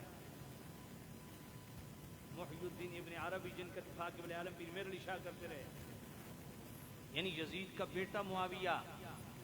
اب میرا ایک سوال ہے، جو بندے حضرت امیر معاویہ رضی اللہ تعالیٰ عنہ پہ زبان کھولتے ہیں اور یزید کی وجہ سے ان پہ بد زبانی کرتے ہیں، ان سے میرا ایک سوال ہے کہ اس پہ تو سب کا اتفاق ہے نا کہ یزید کے بیٹے معاویہ رضی اللہ تعالیٰ عنہ انہوں نے بیعت کو تھوک دی اور لات مار دی، کہا میرا یزید باپ لعنتی بدبخت یہ آل بیت کا قاتل ہے، اس لیے میں اس تخت پہ نہیں بیٹھتا. یہ اہل سنت بھی مانتے، اہل تشیع بھی مانتے. مجھے بتاؤ آج ایم پی ایم این اے کی سیٹ کوئی چھوڑنے کے لیے تیار نہیں یار، کونسلری کی سیٹ چھوڑنے کے لیے تیار نہیں. تو جو 50 لاکھ مربع میل سے زیادہ حکومت تخت اس کو تھوک دیا کہ یہ اہل بیت کے خون سے رنگا ہوا ہے، کم از کم اس معاویہ کو تو سلام کرو نا. اگر یزید کی وجہ سے حضرت معاویہ پہ تان کرتے ہو تو کہ جی تربیت امیر معاویہ نے کی، تو میرا سوال یہ ہے کہ یزید کے بیٹے امیر جناب والا حضرت معاویہ رضی اللہ عنہ جنہوں نے تخت پر تھوک دیا، چھوڑ دیا، خلافت چھوڑ دی، بادشاہت چھوڑ دی، حکومت چھوڑ دی کہ میرا باپ یزید آل بیت کا قاتل ہے، تو مجھے اپنے ایمان سے بتاؤ ان کی تربیت یہ کس کے گھر پیدا ہوا تھا؟ یزید کے گھر. تو یزید نے تو پھر آل بیت کی بغض پڑھایا ہوگا، محبت تو نہیں پڑھائی ہوگی. تو انہوں نے جناب اللہ تخت کیوں چھوڑا؟ اس کا مطلب ہے تقدیر غالب ہوتی ہے. یزید نے جو لعنتیوں والے کام کیے وہ اس کا ذمہ دار ہے، لیکن اس کا بیٹا کتنا نیک نکلا اور آل بیت کا کتنا بڑا محب نکلا. بات سمجھیے کہ نہیں؟ یہ اس وجہ یزید کی وجہ سے امیر معاویہ پہ تانا کرنے والوں سے میرا سوال. اچھا میں اگلی بات کرتا ہوں. حضرت آدم علیہ السلام اللہ کے نبی ہیں کہ نہیں؟ ان کے 2 بیٹے تھے، قابیل اور حابیل. ایسا ہی ہے، بھائی نے بھائی کو قتل کیا، اس کے الزام کیا حضرت آدم پہ دے سکتے؟ حضرت آدم نے تو بڑے اچھے انداز میں ان کی تربیت کی ہوگی. پھر بھائی نے بھائی کو قتل کر دیے تو کیا اعتراض حضرت آدم پہ آ گیا؟ نوح علیہ السلام اللہ کے نبی تھے، ان کا بیٹا بدبخت نکلا تو کیا انہوں نے تربیت نہیں کی؟ لیکن تقدیر غالب تھی، اس کی وجہ سے حضرت نوح علیہ السلام پہ اعتراض آئے گا. جس طرح یہاں ان پہ اعتراض نہیں آئے گا، یزید کی حرام توپیوں کی وجہ سے حضرت امیر معاویہ پہ بھی اعتراض نہیں آئے گا. بات یاد رکھیں. ہاں حضرت امیر معاویہ رضی اللہ عنہ کے حوالے سے ذرا سن لیجئے آخری پیغام. حضرت امیر معاویہ رضی اللہ عنہ کے حوالے سے اہل سنت کا موقف کیا ہے؟ کیا وہ صحابی ہیں کہ نہیں ہیں؟ میرے کہنے سے نہیں، بخاری شریف پہلی جلد صفحہ 531 حضرت عبداللہ بن عباس میرے نبی کے سگے چچا کے بیٹے اہل بیت جن کو میرے نبی نے حبر الامہ کا ٹائٹل دیا، ان سے ان کے خادم نے پوچھا امیر معاویہ وتر کی 1 رکعت پڑھتے ہیں، آپ 3 پڑھتے ہیں؟ تو حضرت ابن عباس اہل بیت میں سے حضور کے سگے چچا کے بیٹے، بخاری شریف پہلی جلد صفحہ 531 حضرت عبداللہ بن عباس نے کہا دعہ فإنہ قد صحب رسول اللہ، امیر معاویہ پہ اعتراض نہ کر، وہ رسول اللہ کے صحابی ہیں. اب خادم نے کیا کہا؟ امیر معاویہ وتر کی 1 رکعت پڑھتے ہیں، آپ 3 پڑھتے ہیں. تو جواب کیا؟ انہ فقیہ، جو کہ اس بخاری شریف میں موجود ہے اسی مقام پہ کہ وہ فقیہ ہیں، مجتہد ہیں، ان کی مرضی 1 رکعت پڑھیں 3 پڑھیں. لیکن اس سوال کا جواب بعد میں دیا حضرت عبداللہ ابن عباس حضور کے سگے چچا کے بیٹے، انہوں نے جواب بعد میں دیا. پہلے کیا کہا؟ دعہ فإنہ قد صحب رسول اللہ، اور میں رسول اللہ حضرت امیر معاویہ پہ اعتراض نہ کر، وہ رسول اللہ کے صحابی ہیں. صحابی ثابت ہو گئے. اب آئیے صحابی کے متعلق حکم کیا ہے؟ جامع ترمذی کی حدیث میرے نبی نے فرمایا اللہ اللہ فی اصحابی لا تتخذهم غرضا بعدی فمن احبهم فبحبی احبهم ومن ابغضهم فببغضی ابغضهم. میرے نبی نے فرمایا میرے غلاموں، میرے صحابہ کے معاملے میں اللہ سے ڈرنا، میرے صحابہ کے معاملے میں اللہ سے ڈرنا، ان کو تان و تشنیع کا نشانہ نہ بنانا. فرمایا جو میرے صحابہ سے محبت کرے گا اس کی وجہ یہ کہ اس کے دل میں مجھ محمد کا پیار ہے، جو میرے صحابہ سے بغض رکھے گا اس کی وجہ یہ ہے کہ اس کے دل میں مجھ محمد کا بغض ہے. تو تو یہ حکم بھی ثابت ہو گیا، آپ صحابی بھی ثابت ہو گئے۔ صحابی کے متعلق حکم کیا ہے؟ محبت کرو۔ اب اگلی بات کہ آپ جنتی ہیں کہ نہیں؟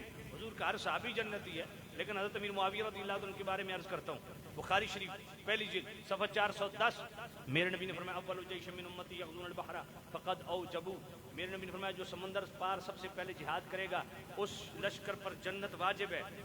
رکھو سر پہ قرآن۔ ان کے جو نہیں مانتے ان سے پوچھو کہ یہ سمندر پار سب سے پہلے جہاد کس نے کیا، سب سے پہلے سمندری بیڑا کس نے تیار کیا؟ حضرت عثمان غنی کے دور میں، اور اس لشکر کی کمانڈ کس نے کی؟ حضرت امیر معاویہ نے۔ آپ کا جنتی ہونا بھی ثابت۔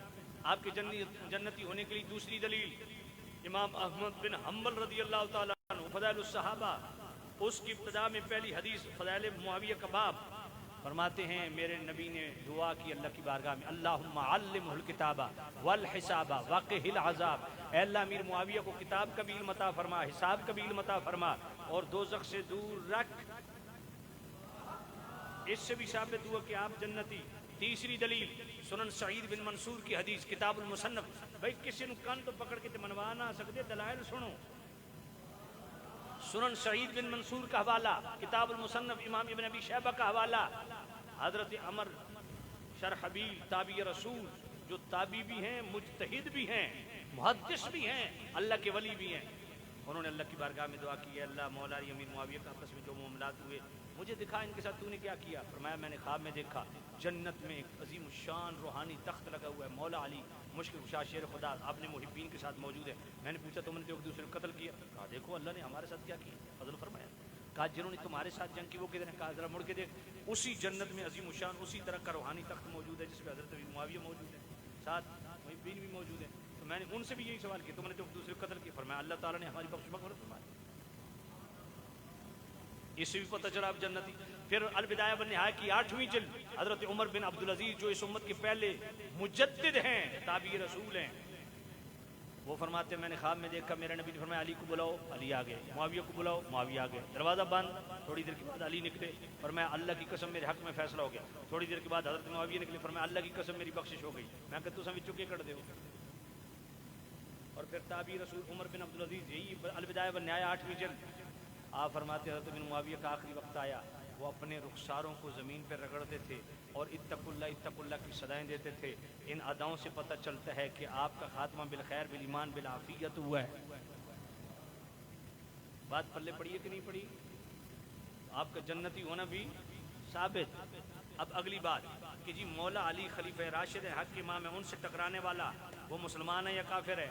یہ فیصلہ بھی نبی پاک سے کرواتے ہیں۔ آئیے مسند احمد حدیث پڑھے اور مستدرک الصحیحین کے اندر بھی موجود ہے، میرے نبی نے فرمایا صحابہ تم میں ایک وہ ہے جو مسلمانوں کے ساتھ قتال کرے گا۔ حضرت ابوبکر کہتے ہیں یار میں نہیں، عمر کہتے ہیں یار میں نہیں، وہ جو جوتے گانٹ رہا ہے، دیکھا تو مولا علی جوتے گانٹ رہے تھے، تو مولا علی نے جن سے جنگ کرنی تھی ان کو مصطفیٰ نے کافر کہا یا مسلمان؟ چلو اگلی بات کرتے ہیں۔ انجمن مہریہ نصیریہ والوں ذرا توجہ کان لگا کے سننا، بخاری شریف اور مسلم شریف، میرے نبی نے فرمایا ان ابنی ھذا سید لعل اللہ ان یصلح بہ بین الفئتین عظیمتین من المسلمین، میرے نبی فرمایا یہ میرا حسن بیٹا، یہ میرا سردار بیٹا، آج کے سیدوں کو میں اور آپ سید کہتے ہیں نا، مولا حسن وہ سید ہیں جن کو مصطفیٰ نے سید کہا، اور میں میرا سردار بیٹا حسن یہ دو مسلمان گروہوں کے درمیان صلح کروائے گا۔ اب بتاؤ مولا حسن نے صلح کن سے کی تھی؟ حضرت امیر معاویہ سے کی تھی۔ تو جن سے مولا حسن نے صلح کی تھی انہوں نے جنگ کن سے کی تھی؟ مولا علی سے۔ جنگ ہو چکی، جنگ ہو چکنے کے بعد میرے نبی نے پہلے بتا دیا کہ وہ مسلمان ہوں گے جن سے مولا حسن صلح کرے گا۔ ایک بات، دوسری بات یہ کہتا ہوں کہ بھائی مولا حسن نے صلح کی مسلمان سمجھ کے یا کافر سمجھ کے؟ ان کو مسلمان سمجھ کے۔ اور اگلا پوائنٹ یہ ہے کہ مولا حسن نے امت کو جوڑا، تو سچا سید وہی ہے جو امت کو جوڑے توڑے نہیں۔ اور پھر یہ میں بات بطور چیلنج بخاری اور مسلم کی حدیث سامنے رکھ کے کہہ رہا ہوں کہ مولا حسن نے امت کو امیر معاویہ سے جوڑا، سچا سید وہ ہے جو امت کو امیر معاویہ سے جوڑے۔ اور اگلی بات یہ ہے کہ جناب والا وہ حدیث پڑھتے ہیں نا جی کہ حضور نے عمار کو فرمایا تجھے ایک باغی گروہ قتل کرے گا، تو میں پوچھتا ہوں کہ اگر وہ باغی تھے، اصطلاحی معنوں میں باغی تھے، بھائی بھائی مولا حسن نے ان کو کوئی رجوع کوئی توبہ والا کو معاملہ کیا کہ یہ نہیں بتایا؟ کہا کہ تم توبہ کر لو یا رجوع کرو، گل سمجھ کوئی نہیں آئی، خلیفہ راشد کے خلاف لڑے ہو، بات سمجھ آئی؟ بھائی نہیں کی نا، تو یہی میں کہہ رہا ہوں کہ جب مولا حسن نے یہ بات نہیں کی تو تمہیں کیا ثواب مل رہا ہے یہ کرنے؟ مولا حسن نے بیعت بھی کی، بیعت اطاعت بھی کی، خلافت بھی تفویض کی، صلح بھی کی، یہ تینوں لفظ میں دکھا سکتا ہوں۔ تو بھائی مولا حسن 12 سال امیر معاویہ کے دور میں رہے، مولا حسین 20 سال امیر معاویہ کے دور میں رہے، دونوں شہزادوں کا ایک لفظ امیر معاویہ کے خلاف دکھاؤ، نہیں دکھا سکتے؟ امام زین العابدین کا ایک لفظ امیر معاویہ کے خلاف دکھاؤ، نہیں دکھا سکتے؟ امام باقر پاک کا دکھاؤ، نہیں دکھا سکتے؟ امام جعفر پاک کا دکھاؤ، نہیں دکھا سکتے؟ امام علی رضا پاک کا دکھاؤ، نہیں دکھا سکتے؟ امام تقی، امام منکی، امام حسن عسکری کا دکھاؤ، اور 12 امام چپ ہیں تو بھی چکے کر دے۔ مولا علی سے فیصلہ کروا لیتے ہیں۔ مولا علی یہ بتائیں جنہوں نے آپ کے ساتھ جنگ کرتے کرتے لڑتے لڑتے دنیا سے چلے گئے وہ کون ہیں؟ مولا علی فرمایا طبرانی شریف کے حدیث، قتلایا و قتلا معاویہ فی الجنہ، جو ادھر سے قتل ہوا وہ بھی جنتی، جو ادھر سے قتل ہوا وہ بھی جنتی۔ کیوں؟ اس لیے کہ مولا علی بھی جانتے تھے یہ جنگ عنادی نہیں اجتہادی ہے۔ اس لیے قبلہ عالم پیر میر علی شاہ رحمۃ اللہ علیہ کے مرشد کون ہے؟ حضور شمس العارفین سیالوی پاک رحمۃ اللہ، ان کی میراث العاشقین پڑھو، 28ویں مجلس پڑھو، روافض کے بیان میں 182 صفحہ کھولو۔ قبلہ عالم پیر میر علی شاہ رحمۃ اللہ علیہ کے مرشد گرامی حضور شمس العارفین سیالوی رحمۃ اللہ علیہ، آپ سے پوچھا گیا کہ ایک سید ہیں، باقی صحابہ کا احترام کرتے ہیں، امیر معاویہ کا نام آئے تو بگڑ جاتے ہیں، فرمایا ایمان کامل نہیں ہے۔ یہ کون کہہ رہا ہے؟ پیر میر علی شاہ کے مرشد کہہ رہے ہیں۔ فرمایا سید صاحب کو غلط فہمی ہوئی ہے، ان کو پتہ ہونا چاہیے کہ امیر معاویہ اور مولا علی کی جنگ یہ ازروع اجتہاد جنگ تھی، ازروع عناد جنگ نہیں تھی، یہ اجتہادی جنگ ہے، عنادی جنگ نہیں ہے۔ اس لیے جب تک ہر صحابی سے محبت نہیں رکھیں گے ایمان کامل نہیں ہوگا۔ یہ اجتہادی جنگ تھی، دونوں مجتہد تھے ڈیسیژن میکر، لیکن ان میں مولا علی خلافت، استحکام خلافت کو ترجیح دے رہے تھے، اور امیر معاویہ قصاص عثمان کو ترجیح دے رہے تھے۔ مجھے بتائیں کہ امیر معاویہ نے مطالبہ کیا کیا تھا؟ حضرت عثمان غنی شہید کر دیے گئے ان کا قصاص لینے کے لیے، یہی مطالبہ ٹھیک تھا یا غلط تھا؟ بالکل 100% ٹھیک تھا۔ کیسے؟ بھائی سورہ فتح پڑھو، سورہ فتح کی آیت نمبر 18 پڑھو، اللہ فرماتا ہے لقد رضی اللہ عن المؤمنین اذ یبایعونک تحت الشجرہ، اللہ نے فرمایا محبوب نبی حدیبیہ کے مقام پہ جنہوں نے آپ کے ہاتھ میں ہاتھ دیا نا، میں ان سے راضی ہو چکا۔ اچھا یہ ہاتھ میں ہاتھ، یہ بیعت کیوں کی تھی؟ اس کو میں جو ٹائٹل دیتا ہوں کیا دیتا ہوں پتہ ہے؟ بیعت رضوان بسلسلہ قصاص عثمان۔ بھائی میرے نبی نے بھیجا تھا نا حضرت عثمان کو کہ جا کے مشرکین مکہ کو بتا کہ ہم جنگ کرنے نہیں آئے، ہم تو عمرہ کرنے کے لیے آئے۔ تو انہوں نے کیا کیا؟ حضرت عثمان غنی کو بند کر دیا، ایسا ہی ہے، پکڑ کے بند کر دیا۔ افواہ کیا پھیل گئی کہ حضرت عثمان غنی کو شہید کر دیا گیا۔ میرے نبی نے 1400 صحابہ سے بیعت لی کہ نہیں؟ اے صحابہ بیعت کرو، عثمان کا بدلہ لینا ہے، عثمان کا بدلہ لینا ہے، بدلہ لینا ہے۔ تیار لوگ نمی چھوڑ دیں، بستر بند پارٹی پتہ ہے کیا کہتے ہیں؟ او جی حضور نو غیب دا علم ہوندا تے بیعت کیوں کر دے؟ میں نے کہا بہت ساری حکمتیں ہیں، لیکن ایک بات تو بتا کہ میرے نبی نے یہی ہاتھ اپنا دایاں آگے کر کے بائیں ہاتھ کو ہاتھ پہ رکھ کے یہ فرمایا تھا کہ یہ میں عثمان کی خود بیعت کر رہا ہوں۔ کہا جی میں کہ بیعت زندہ نہیں ہوندی ہے، یہ مردے نہیں ہوندی ہے۔ بندے کوئی نہیں۔ اچھا دوسری بات، میرے نبی نے بیعت کی کس پہ؟ مولا علی نے بیعت کی، ابوبکر پاک نے بیعت، عثمان پاک 1400 صحابہ نے، یا نبی ہم عثمان کا بدلہ لیں گے، اس پہ بیعت ہوئی؟ بھائی جب افواہ پوائنٹ ذہن میں رکھنا، جب افواہ پھیلی کہ مولا علی عثمان غنی کو شہید کر دیا گیا تو حضور بدلہ لینے کے لیے تیار ہیں۔ جب سچ مجھ شہید کر دیے گئے، اب بتاؤ امیر معاویہ کا مطالبہ درست تھا کہ نہیں؟ درست تھا۔ مولا علی نے بھی انکار نہیں کیا کہ اب قاتلوں کو نہیں پکڑ دینا، مولا علی نے فرمایا ذرا خلافت مستحکم ہو جائے پکڑ لیں گے، تو وہ استحکام خلافت کو ترجیح دے رہے تھے۔ حضرت امیر معاویہ قصاص عثمان کو ترجیح دے رہے تھے، اور یہ جنگ سراسر اجتہادی جنگ تھی، جو دونوں طرف سے شہید ہوئے، دونوں جنتی۔ بات سمجھ آ؟ اس لیے یہ بات ذہن میں رکھیں، ان کے آپس کے معاملات کی وجہ سے جو بندہ صحابہ پہ تانا زنی کرتا ہے وہ دل کھول کے کان کھول کے ذرا یہ حدیث سن لے. طبرانی شریف کے حدیث میرے نے فرمایا ستکون لاصحابی بعد ذلۃ، فرمایا میرے غلاموں میرے بعد میرے صحابہ سے لغزشیں ہوں گی. یغفر اللہ لہم لسابقتہم، مگر اللہ ان کی تمام لغزشیں اس لیے معاف کر دے گا کہ وہ میرے ساتھ شرف صحابیت رکھتے. ثم یأتی من بعدہم قوم، فرمایا قوم آئے گی جو صحابہ کے اختلافات، نزاعات، مشاجرات، محاربات کی وجہ سے ان پہ تانا زنی کرے گی.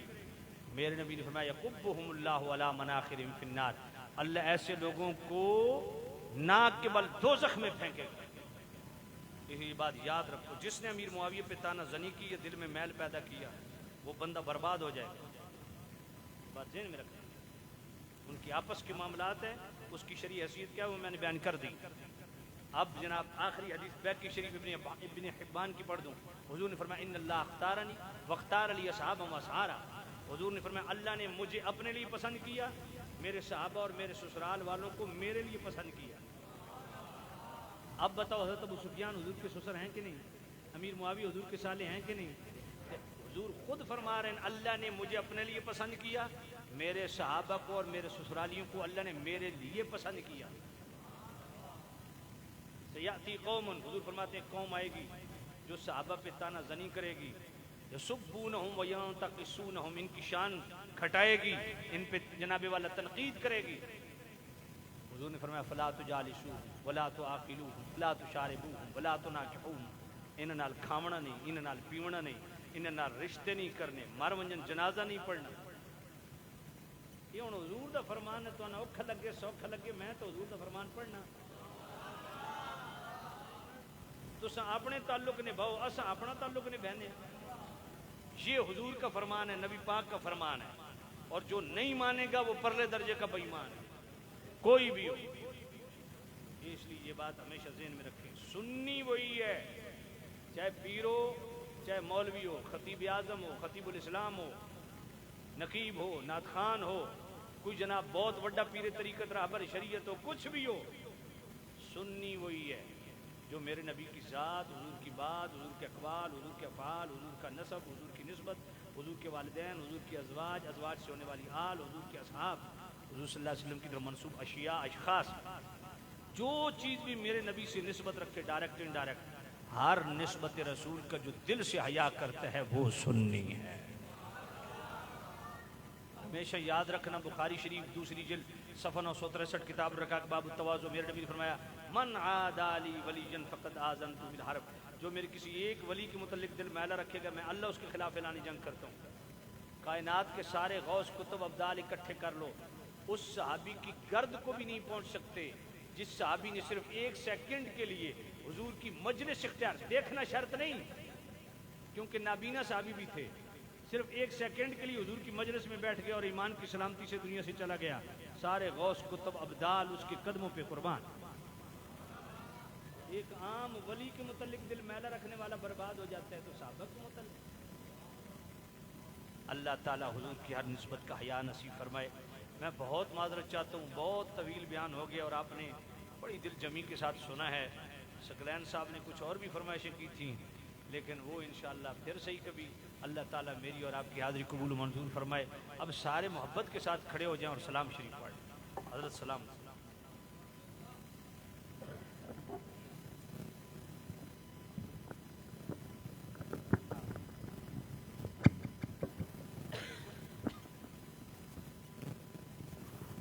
تاجدار حرم اے شہنشاہ دی، تاجدار حرم اے شہنشاہ دی، تم پہ ہر دم کروڑوں درود و سلام ہو نگاہ کرم. ہم پہ سلطان دی ہو نگاہ کرم، ہم پہ سلطان دی، تم پہ ہر دم کروڑوں درود و سلام. پھر بلا لو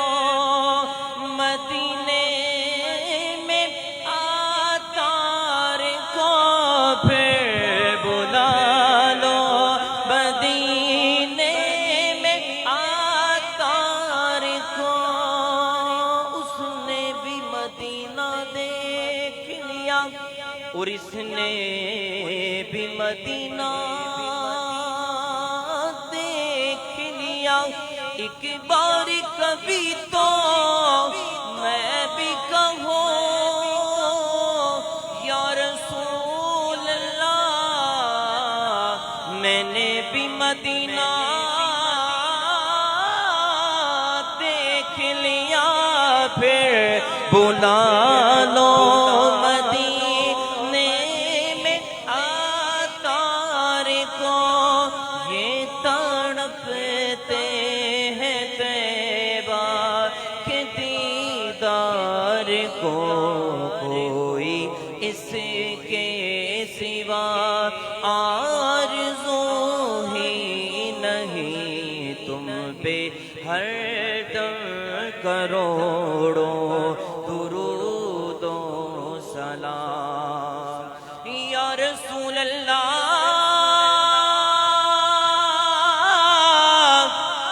سیدی یا رسول اللہ تیرے در کی فضاؤں کو سلام اور گنبد خضرا کی ٹھنڈی ٹھنڈی چھاؤں کو سلام اور جو مدینے کے گلی کوچوں میں دیتے ہیں صدا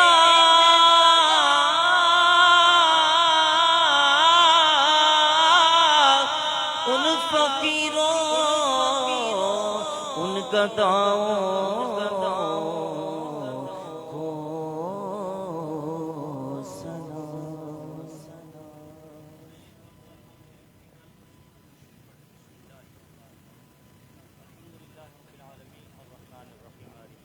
إياك نعبد وإياك نستعين اهدنا الصراط المستقيم صراط الذين أنعمت عليهم غير المغضوب عليهم ولا الضالين آمين بسم الله الرحمن الرحيم قل هو الله أحد الله الصمد بسم الله الرحمن الرحيم قل هو الله أحد بسم الله الرحمن الرحيم قل هو الله أحد الله الصمد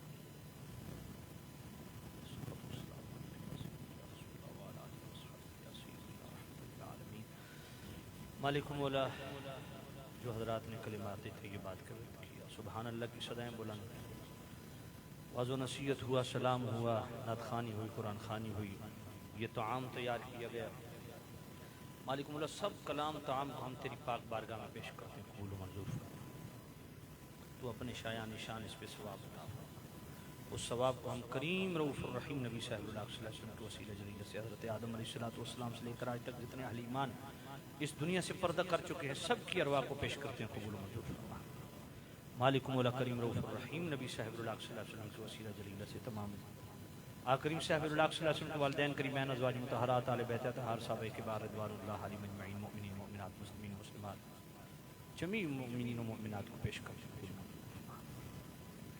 بالخصوص اس کا ثواب جناب محترم عبد الرحمن صاحب مرحوم مغفور ان کی روح کو پہنچا مالک مولا ان کو جنت الفردوس میں اعلی بلند مقام عطا فرما ان کی آخرت کی منزلیں آسان ان کی قبر میں اپنے انوار و تجلیات کا نزول فرما تا حد نگاہ ان کی قبر روشن وسیع فرما قبر رسول کا صدقہ ان کی قبر کو جنت کے باغوں میں سے عظیم باغ بتقاضِ بشریت عمدن صاحبن قصدن جو بھی کبائر صغائر ہو اپنے محبوب کے صدقے معاف عبد الرحمن صاحب کی اولاد کو خیر و برکت عطا مالک مولا عبد الرحمن صاحب کے عزیز و اقارب سب کو خیر و برکت نصیب فرما اتنی دیر تک تیرے محبوب نبی کے غلام دور نزیز تشریف لائے بڑی دل جمی کے ساتھ بیان سنا ان سب کے ایمان میں مال میں جان میں اولاد میں عزت میں رزق میں صحت میں بے حساب برکتیں نصیب فرما بیماروں کو شفا کاملہ اجر نصیب فرما اولادوں کو اولاد نصیب فرما جن کے اولاد انہوں دین حق پر چلنے کی توفیق نصیب فرما انجمن مہریہ نصیریہ کمڑیال کے نوجوانوں نے جو اس عظیم الشان پروگرام کا انعقاد کیا ان کو دین دنیا اور آخرت قبر و حشر کی بے حساب سرخرویاں سرفرازیاں نصیب پورے کمڑیال کے جتنے بھی غلامان مصطفیٰ ہیں مالک سب غلامان رسول پہ اپنا خاص کر فضل فرما سب کو خیر و برکت نصیب فرما اللہم اغفر لحینا و میتنا وشاهدنا وغائبنا وصغيرنا وكبيرنا وذكرنا وانسانا اللهم من احييته منا فاحيه على الاسلام وتوفيته منا فتوفه منا صلى الله تعالى على رسول محمد وعلى